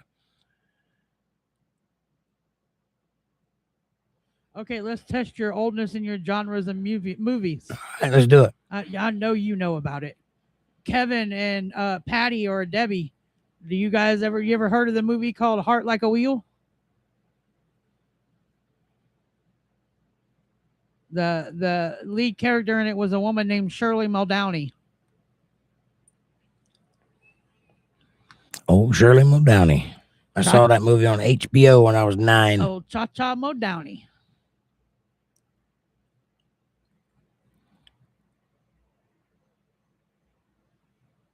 I don't know what that is. I don't either. I'm trying to figure out how to pronounce it. Susquehanna hat. Susquehanna hat. Slowly I crept, step by step. Slowly I crept. Yeah, I don't know what that is. It's a quote out of a movie, clearly. It's probably an Abbott and Costello quote. Probably.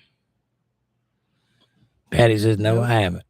And y'all need to see Heart Like a Wheel. It was a good movie. If you like racing, yes. It's about the first female drag car racer. And she went through hell. And she got beat up by her husband, and they outed her because she was a female and she didn't know what she was doing, and she showed all them boys up. It's a great movie. Old school woman of power movie. Good power though, not overthrown. Not a girl boss movie. It's an Abbott Costello skit, like Who's on First? The other guys. Or was that Abbott and Costello? That's what he said. It was an Abbott and Costello skit. Now I said Who's on First? Susquehanna hat. Slowly I crept, step by step. Yeah, I got that. I was talking about Who's on First. I used to like Mutual of Omaha's Wild Kingdom. Yeah. Jake gets on me because I watch Coyote Peterson and Brave Wilderness, where they get bit by different critters. Jake's like, why? Why do you watch this? I'm like, because it's cool. It's retarded. I got an idea. This is the most deadly spider on the planet. I'm going to let it bite me 3 times. Retarded. Who's on second? No, who's on first? Yeah. What's on second? Working Girl with Melanie Griffith is a good girl power movie. So is Pretty Woman. And Striptease. Striptease. Yeah, that's a good movie. Yeah, I bet it is. I bet you like that movie. Not for that reason. It was a good movie. It's got Burt Reynolds in it. Uh-huh. It's a good movie. It's got Demi Moore in it too. I mean, Yeah. Not Demi Moore. Jennifer Lopez. It's Demi Moore. No. It's Demi Moore. In Striptease? Yeah. Isn't it Jennifer Lopez? It's Demi Moore. I need to say it again. Shall I say it a second time? Question me again, I shall taunt you a third time. I'll wave my private parts in your general direction. Your mother was a goose. I don't know third base. Where would be where? Who, what, where, and when? And Patty says Wild Kingdom was the only thing on Sundays besides Mole's singing show out of Knoxville. All right. Debbie says Demi Moore played a single mom in Striptease. Yes. Kevin says Abbott and Costello meet the monsters. The monsters. Yeah. Oh, yes. That snow skiing show, says Patty.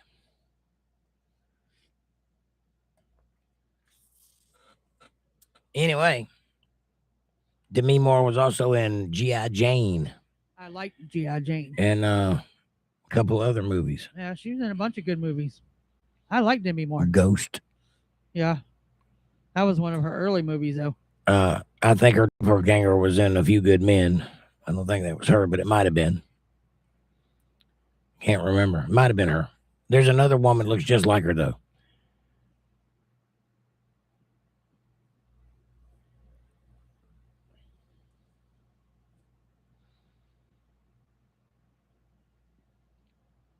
A Few Good Men. Now, that was a good movie. She was in A Few Good Men. So it was her. Okay. Jack Nicholson, Tom Cruise, and Demi Moore. Oh, yeah. That's a great movie. Demi Moore was in Ghost. Yes. Yep. Kevin says Little Rascals. Yeah. Yep. I like Dennis the Menace movie. Little Rascals is before your time. It's not. Alfalfa. It is too. Alfalfa and his little sprout. Yeah. It was black and white when it came on in the 40s. I mean, the 50s. So, yeah, it's before your time. The original might have been, but I know Little Rascals. That's because of Nickelodeon. Well. And MeTV. Well, I've seen the other movie. Yeah, it wasn't a movie. It was a TV show. With the little, yeah, there was a movie too. There was a little redheaded fat boy and, what's his name? What was his name? Kevin, I don't know. Hold on. Are you talking about Dennis the Menace? No. But Darla. Alfalfa Frog. Remember the frog boy with a voice like this? That's who I was going to be. Spanky. Yep. Debbie says, my lag makes me late to the game. Sorry for the repeating. That's all right.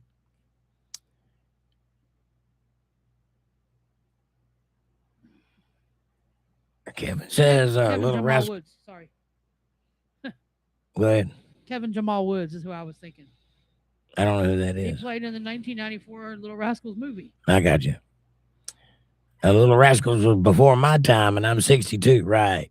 It's an old show. Yeah, the original, but they made another movie in 1994. Petey the dog. That's right. Yes, I'm talking about the '94 movie. If you haven't seen that, you got to see it. It's a great movie. I saw it when it came out, but that's not the Little Rascals. That's people playing the Little Rascals. It's the same. It's just a repeat of the movie. I know it's not the original. It's not. No, the original was funny. So is this one. This come out August 5th, 1994. They were in the Three Stooges era, and it took them off just too violent. Right, Patty? Yeah, there's Three Stooges. That was something else, too. They had Reba McEntire in it. And Debbie says the He-Man's woman-hating club, Kevin. I heard you was a member. It had Reba McEntire, Leah Thompson, Mel Brooks, George Wendt. Whatever.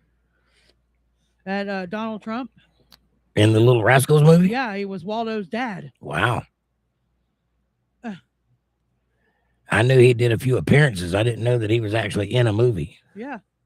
Little Rascals, 1994. Hmm. So was Whoopi Goldberg. Kevin says, Debbie, I'm not a member. I'm the president. And I also use the product myself. I was going to say, that's like the hair club for men, isn't it? And they just slap the hell out of each other, says Patty. Oh, the Three Stooges, yeah. I love the Three Stooges. Poke their eyes out, unless you get the block in. Three Stooges movie was hilarious. Debbie says, I knew it. So not before your time, Kevin. The He-Man's Woman Hating Club? I don't know what that is. I know who He-Man is, but he didn't hate women. Grumpy Old Men, yep. Yes. Walter Matthau. Another good movie. Grumpier Old Men was pretty good too. Yeah, I watched a lot of Walter Matthau's movies growing up. Planes, Trains, and Automobiles. He was quite the character. Very saggy face.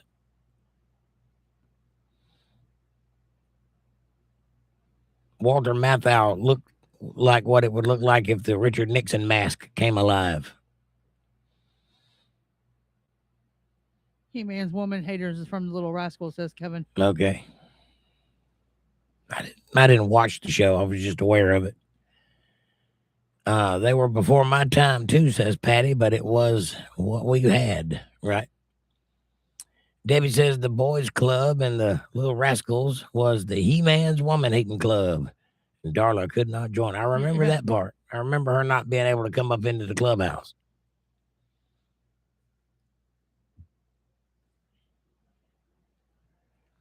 I didn't know that He-Man was a thing when the Rascals was around, though.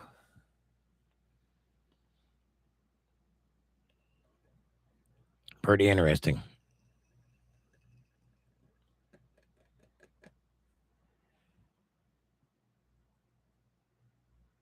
I guess we're going to talk about all that. We got to talk about Home Alone. Oh, yeah. The Odd Couple. Yep. Dennis the Menace, Home Alone.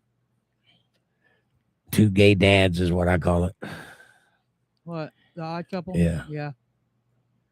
I told my son that the Partridge Family was our first MTV, says Patty. You're not wrong.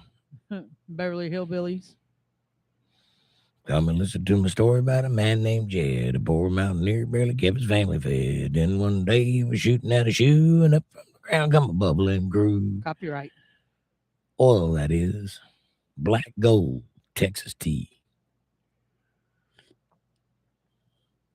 Yep. I missed those days. Ernest goes to camp. You know what I mean, Mer? Yeah. Hey, Mer. Ferris Bueller's Day Off. Bueller. Weekend at Bernie's. Nah, that was all right. It was funny. Walter Matthau was great, Kevin. He was funny as hell. And he was a good actor, too. Groundhog Day. That's an excellent movie. Uh-huh. Yes, Partridge Family was a band. Yes, it was. So they loaded up the truck and moved to Beverly Hills, that is, says Debbie. Swimming pools, movie stars. Bill says, good night, Untethered fam. God bless and prayers, Bill. God bless you, my friend. Thank you for being here.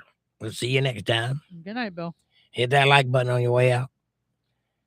Subscribe, share, support, join, and super chat if you can. PayPal.me/JakeJohnsonBand, or if you're a Cash App user, $ Jake Johnson Band would go a long way. I'd appreciate it. All right. Kevin says, good night, Bill. Anybody watch MASH? That was a great show. I'm talking about the movie, not the TV show. No. Which was very weird because I didn't know about the movie till after watching quite a lot of the TV show. And then to go back and see all those characters played by different characters, which were famous people, was kind of like the opening scene to Austin Powers 2, where Tom Cruise is Austin Powers and Kevin Spacey is Dr. Evil.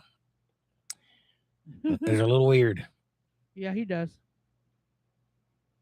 Now do the Green Acres theme song. Green Acres is the place to be. Farm living is the life for me. Come on now. I know who Zsa Zsa Gabor is. Now I'm showing my age too. Let me stop.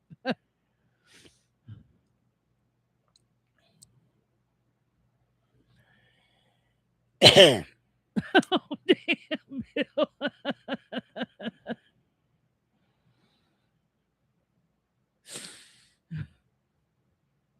Here's a story about a man named Jogan, poor ex-Marine with a little fraction gone. That doesn't fit. Same night after night. Here, you read that.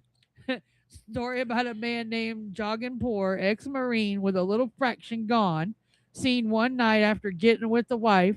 She lopped off his dong with the swipe of a knife. Penis that is clean, cut, missed the nuts, climbed the pole to use the dang phone. Damn. Oh, wait, no, that's Patty. Sorry, I thought that was Bill. That doesn't have nothing to do with it.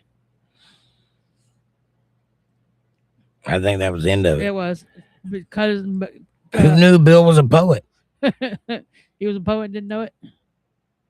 Debbie says land spread out so far and wide. Oh, Bill says that's the Beverly Bobbits. Oh, I got you. And Patty says climb the pole to use the dang phone. That's Green Acres. Right.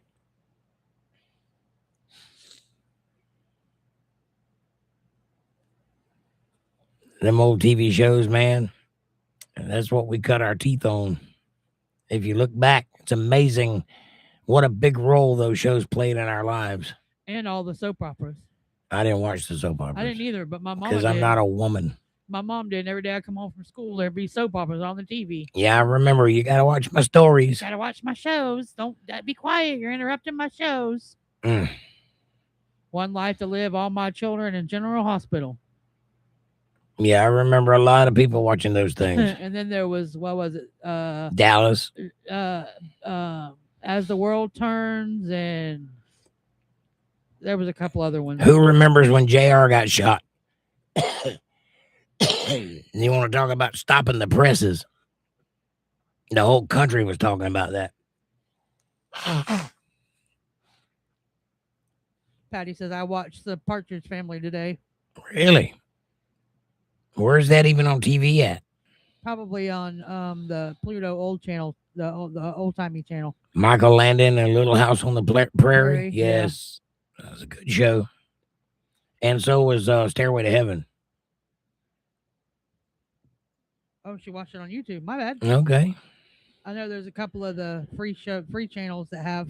Amber says the Hallmark Channel still plays things like that. Yeah, that's what I was thinking. They used to have a thing on TV called Me TV where they would rerun all the old shows, but I don't think they even have TV anymore. They have a couple of classic channels. I've not seen anybody watching TV in ages. There's one that plays nothing but westerns. It's all on there, says Patty. Yeah. I hear you. There's a lot of good stuff on YouTube. The old days. Make you feel like a kid again. I still remember waking up early on Saturday morning to watch cartoons and getting off the bus and running home so I'd catch the cartoons before the news came on. Right. I really wish they wouldn't have stopped that. That was a thing that a generation of children had to look forward to. And then they ruined it. They still do it. No, they don't. Not exactly like when we were kids. I will give you $100 bill if you can turn on a TV and find a cartoon Saturday morning. Okay.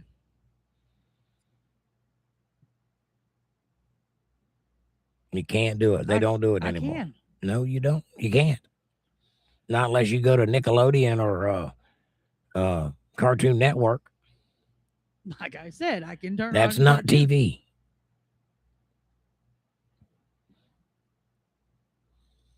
Patty says, I like keeping on my era, and I'm good with what I know. Right on. Yeah, there comes a point in time where you have to stop rolling with the flow. I am very disgusted with this generation and what they get up to, and I don't want to be any part of it. And I'm very happy with what I did in my generation and the things that I'm aware of and the things that I know well. And I don't mind passing that on to the next generation if they'll listen. They probably won't, though. I know I didn't listen, so I don't think they will either. The Bugs Bunny and Roadrunner Hour, yes, sir. Yes. My favorite is Wile E. Coyote, hands down, Yes. which is about to have a movie debut next month. Y'all remember Howard the Duck? Yeah. Do you remember Howard the Duck? Yeah. That was a good movie. It was the first Marvel movie. Technically the second, but whatever. Patty says if it's BS, I can't. I'm Right? with you. Amber says, I remember Howard the Duck. That was a good movie. Apparently it flopped. And I don't know why. I don't know why people hated that movie. It was a great movie. Because of when it was released. I think it was just because it had duck titties in it. They didn't know what to do about that. And a little bestiality. But it was a duck that talked. Yeah, but it was released around a bunch of other good movies, and the other good movies took over. Yeah, but that's not why they hated it. George Lucas was involved in that movie. That's the guy that did Star Wars. Yeah. It should have been a blockbuster, but they turned on it. Amber says, I remember Howard. It was kind of creepy to me. Really? Why?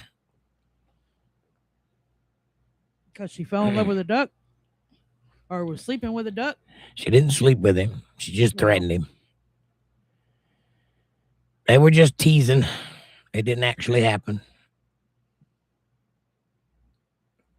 She did find his corkscrew condom, though. Yeah. That way. There are Bugs Bunny cartoons from WW2 that they did not show us as kids, correct? Because cartoons were not invented for children. They used to put cartoons on in between and before movies. Like if you went to the theater to watch a silent movie, they'd put a cartoon on and it was to entertain adults. That's where Betty Boop comes from and all of those Fleischer cartoons back in the day, which were modified to be for kids during that era. But originally they cussed and had sexual innuendos and racisms and all kinds of stuff in cartoons. And I miss watching those cartoons because I didn't get to see them as a kid. I got to see them as an adult, though, when I went looking for them. But I would have loved to have grown up when you could have seen that for the first time, because nobody saw anything like that before it came out. He wasn't a cartoon like Roger Rabbit. No. No, he wasn't. Nope. He was a duck, an animatronic duck on a midget. He was cool. Little pervert, but he was cool. Yeah, that was the best part about him, though. And all the sexual puns. Right. Duck Bill. Little nympho. The duck with titties in the bathroom as he flew through the rooms. Yeah. I was like, oh my God. all the pinup ducks on the wall. Yeah, pinup ducks and that was good. His duck Playboy book. I really wish they would make another one of those true to form, the way they made that one, not CGI. Kevin says most cartoons back then were meant for adults, not children. Yeah, right? Exactly. That's what I was saying. That's what they were marketed for. They were to entertain the troops as they came in from wars and stuff. And naturally, your sense of humor would have gallows humor because you're used to death. That grew up during the Great Depression and the World Wars and all that. So those cartoons were to create levity for people that were used to killing people. And some of them are pretty intense. Some of the old cartoons, which they're hard to find. And they're harder to find now because of the cancel culture. They've all been canceled. So like the crows, the two minstrel crows that would argue back and forth. I can't remember their names now, but they used to be on TV. I used to love those crows. And now they're gone. Can't find them anywhere. Bugs Bunny nips the nips. Well, you know Bugs Bunny's a transgender, right? Or cross dresser, anyway. Bugs Bunny's male, but he dresses female.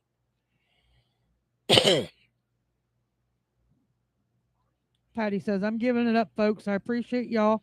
Great chat, Miss Amanda and Jake. Good night. See y'all tomorrow night. God bless. Good night, Miss and God Patty. bless, Patty. Sweet dreams. Hit that like button on your way out. We love you. Papa John used to use the cartoons off. Used to turn the cartoons off on me. LOL, Navy man. Amber, who's Papa John to you? I'm guessing you're not talking about the pizza guy. No. Kevin says, good night, Patty. Amber says, I'd cry, and Nana Carter would fuss at him, saying that it was for kids. Well, he didn't think so. He grew up watching the old ones. Amber says, hugs and good night, Patty. Hearts and smiley faces and prayers. Also, before the war, cartoons were way better than they were after the war. They got cheap after the war. But if you go back and watch pre-war cartoons, they're three-dimensional. They're very, very high quality, and they're a lot smoother and a lot more in-depth, and the stories are better. You go after the war, they're just cheap two-dimensional cartoons with flat backgrounds and very little effort going into them. That was during the Fleischer era, Fleischer cartoons. Go back and watch some of his stuff if you're into that. That's where the good cartoons are.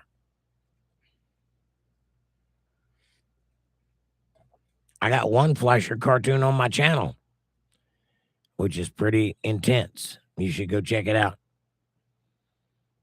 And it's called Want to Be a Member? If you haven't seen it, I highly recommend you do see it. Want to be a member? Want to be a member? Want to be a member? Blah, the dryer just stopped, says Amber. We'll go fold your clothes. Don't leave them in there till tomorrow. They'll smell musty and be wrinkly. Not in the dryer. They'll be wrinkly.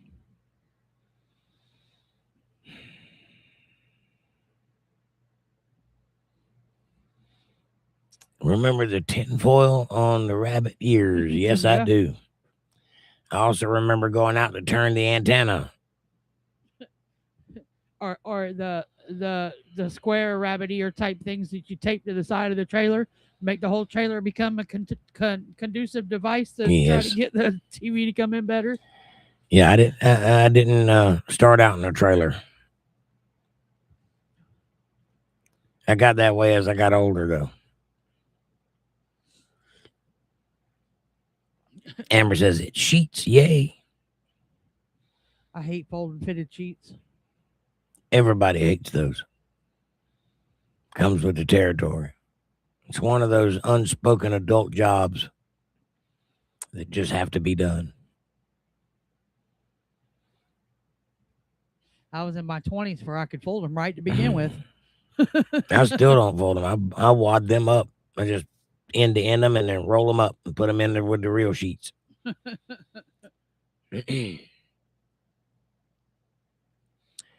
Can't fold something up, ain't got corners. It's got corners. You just know how to work them. Pain in the butt. My grandma used to get them flat, and I could never figure out how she'd do that. Right. Well, old people were raised on making the bed, so they knew how to do it. Kevin says, we only had 7 channels back then, and there was always something to watch. Now we got thousands of channels and nothing to watch. Seems that way, don't it? Yeah, only 7 channels back then, but if the president was on, you could hang it up. You wasn't watching nothing but the president. Yes. I didn't have 7. I had 3. 4 on a good day. No, I only had 3, but I lived back in the woods. And one of them was PBS. So it was always nature stuff and documentaries where people talking real drab and boring. And one of them was Channel 13. That was always one that everybody had. And then I think one of them was a UHF channel, but I don't remember what it was. 16 maybe. Y'all remember that? U being lots of channels, UHF. Yeah. Yeah, there's VHF and UHF, and there's only a few channels in there. Technically, they all could be channels, but nobody had those frequencies. It cost a lot of money to get one of those frequencies. So you might have like 44 and 68. 13, 28. No, I'm talking about UHF. Oh. It goes from 14 up to 99 or 86 or something like that. And yep, that was an unusual thing. I didn't even know there was anything up in the high parts. I eventually found something that every now and then, if you got up real high and messed with that dial, you could tune in somebody talking. You could hear things, weird things, and beeps and dashes, and it's probably the military frequencies or something. CBs or something. Something. But it was always strange and ghostly. But you had to dial it in and find it. Kevin says national anthem at the end of the night before the radio station signed off. The sign off. I remember that. I've woke up to that a many a nights. Beep. Right?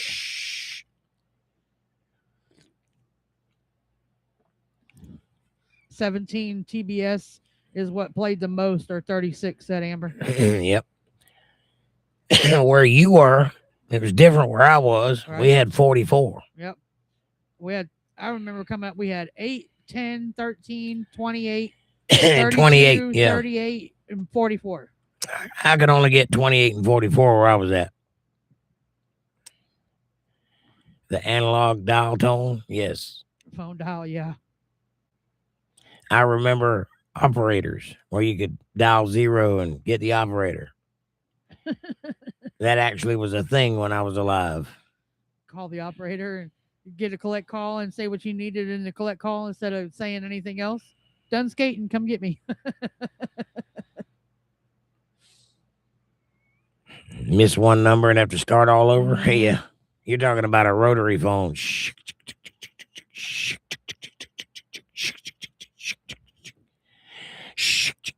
Yes. And if you don't go all the way down to the loop, you got to start over anyway because it didn't register the number. Oh, yeah. And then you got 25 foot of phone cord all tangled up. Those were the days. Sing it, Edith. Amber says, oh my gosh, Kevin.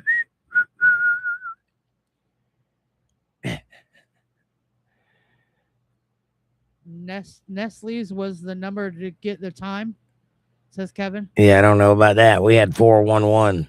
Yeah. Information channel. We get the time and the weather. And the date. Yep. And there was another channel, you could call and get movies. I mean, I don't know about the Nestle's one.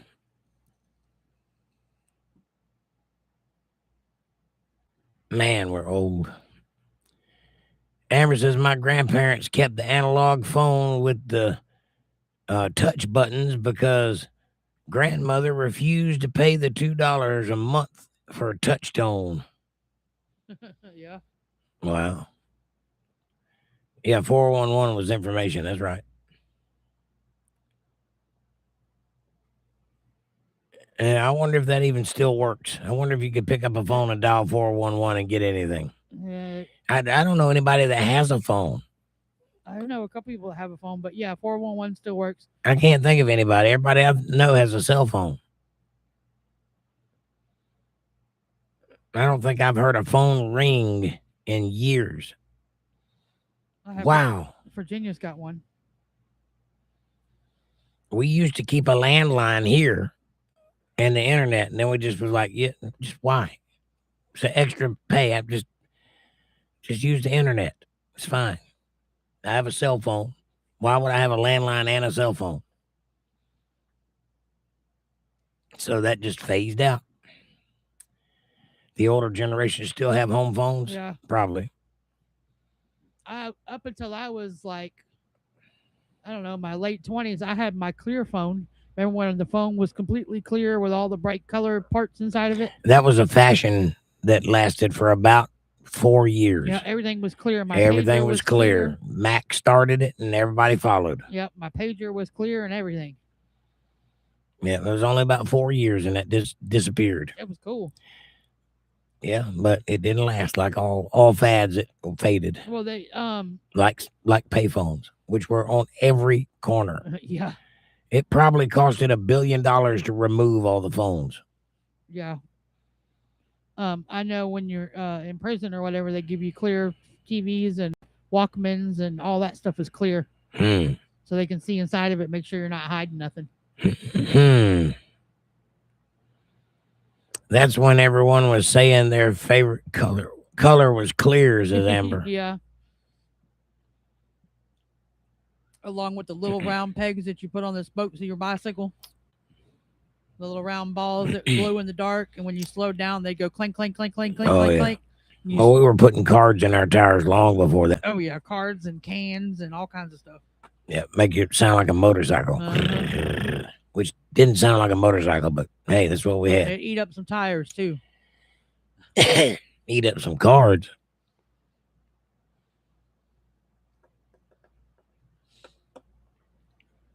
Who named their bicycle?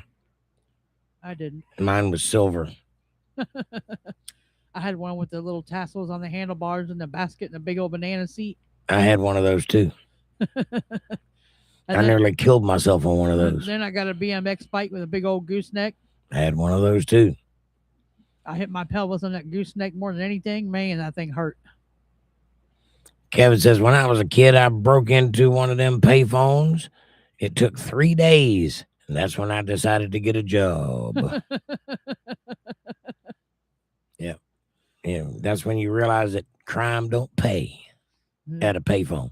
I know somebody used to steal the paper boxes, the newspaper boxes. Yeah. And get a few quarters.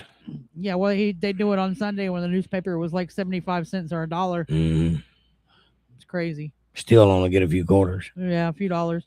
And then he got arrested for molestation of a coin-operated machine because the drink tilted sideways as it was coming out, and he reached his hand in the slot to try to turn the drink. Yep. And the cop seen him. They arrested him for molestation of a coin-operated machine. Yep. Yeah, I remember those days, man. I remember when you could hack a phone, and they sold this little thing at Radio Shack. There was a dialer and had a speaker on one side and a bunch of buttons on the other. And you could punch in a certain code, and it would send a signal out through that speaker, and the phone company would hear it, and it would be the sound of a quarter dropping into a payphone. It would send that tone. And so then you'd have a free open line, and you could call anywhere in the world for free from that payphone with that little dialer. Mm-hmm. And I used that thing like crazy for about a year, and then it went out of style. I learned how to phone freak about a year before they caught on and stopped everybody from doing that. My brother used to take some string and scotch tape a quarter to it. Yeah, pull it back out. Yep, slide it in and pull it out. Yeah, they stopped that too. Quickly. Kevin says 3 days for $2 and dimes. Wow. Yeah, crime don't pay. Neither is working, really. You got to be lucky and invent something like that little plastic tip on the end of a shoelace to get money. Something that everybody needs and nobody questions buying.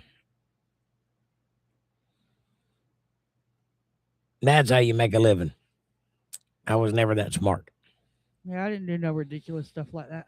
And then I watched somebody filming a tree and making $1 million on YouTube. And I just wonder, what is the point?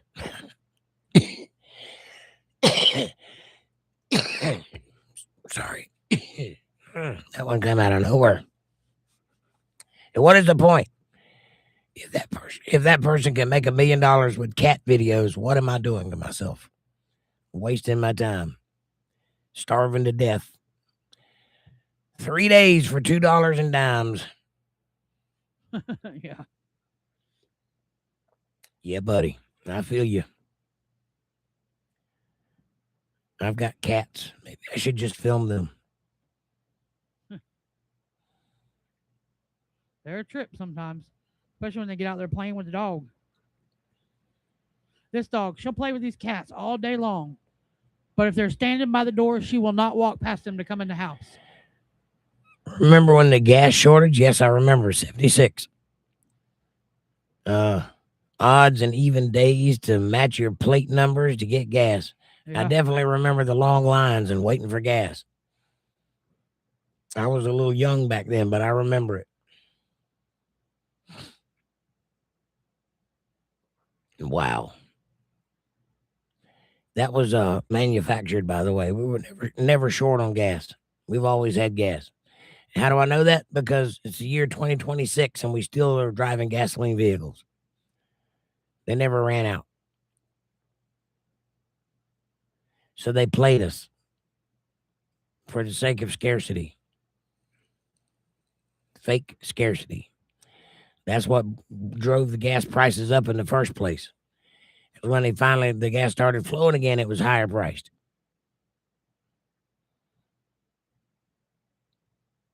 Well, that's like, you guys realize that they've pretty much done away with taxi services, right? Yeah.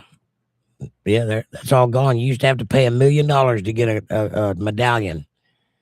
It was $1 million bond, and you had to be bonded by the government and get your medallion, and then you could have a taxi service. People would work their whole lives to build that taxi service.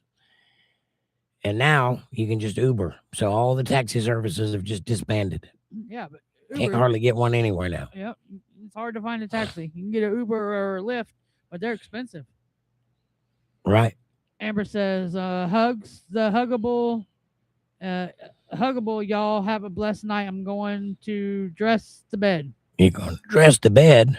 Well, it's more comfortable if you're naked when you get in it. Well, she said her blankets and stuff her sheets were in the dryer, so she might have to make her bed. Kevin says, my mother's car never ran out of gas. Thank you, Postal Service. Right she on. Worked for the post office and drove her own vehicle. Yeah. Kevin says, good night, Amber. I'm not far behind you. I got to go to bed, too. Good night, Amber. I got to get up and figure out some kind of way to make a living tomorrow. I'm going to put you on the corner. That's what I'm going to do, something. Go beat up some people or something. Shake your tail feathers. All right, everybody. I love you all. I will see you tomorrow night right here on Untethered Live for some politics. Come get politickled with us. See if we can't make something happen. Maybe we can run some more people off. Yay. Anyway, I've enjoyed the conversation tonight. It's been wonderful. Nice trip down memory lane. It's always a good, fun night. And maybe we can do that again soon. Have a good night. God bless each and every one of you. Debbie, if you're still here or hadn't fell asleep. Kevin, thank you for sticking it out with me. Nighters, I'll see you tomorrow night at 8:30 p.m. Eastern Standard Time right here on Untethered Live for Politics. Much love, y'all. Kevin says, good night, everybody. Good night. God bless. I love you true. I'll see you next time. Good night. Thanks for watching.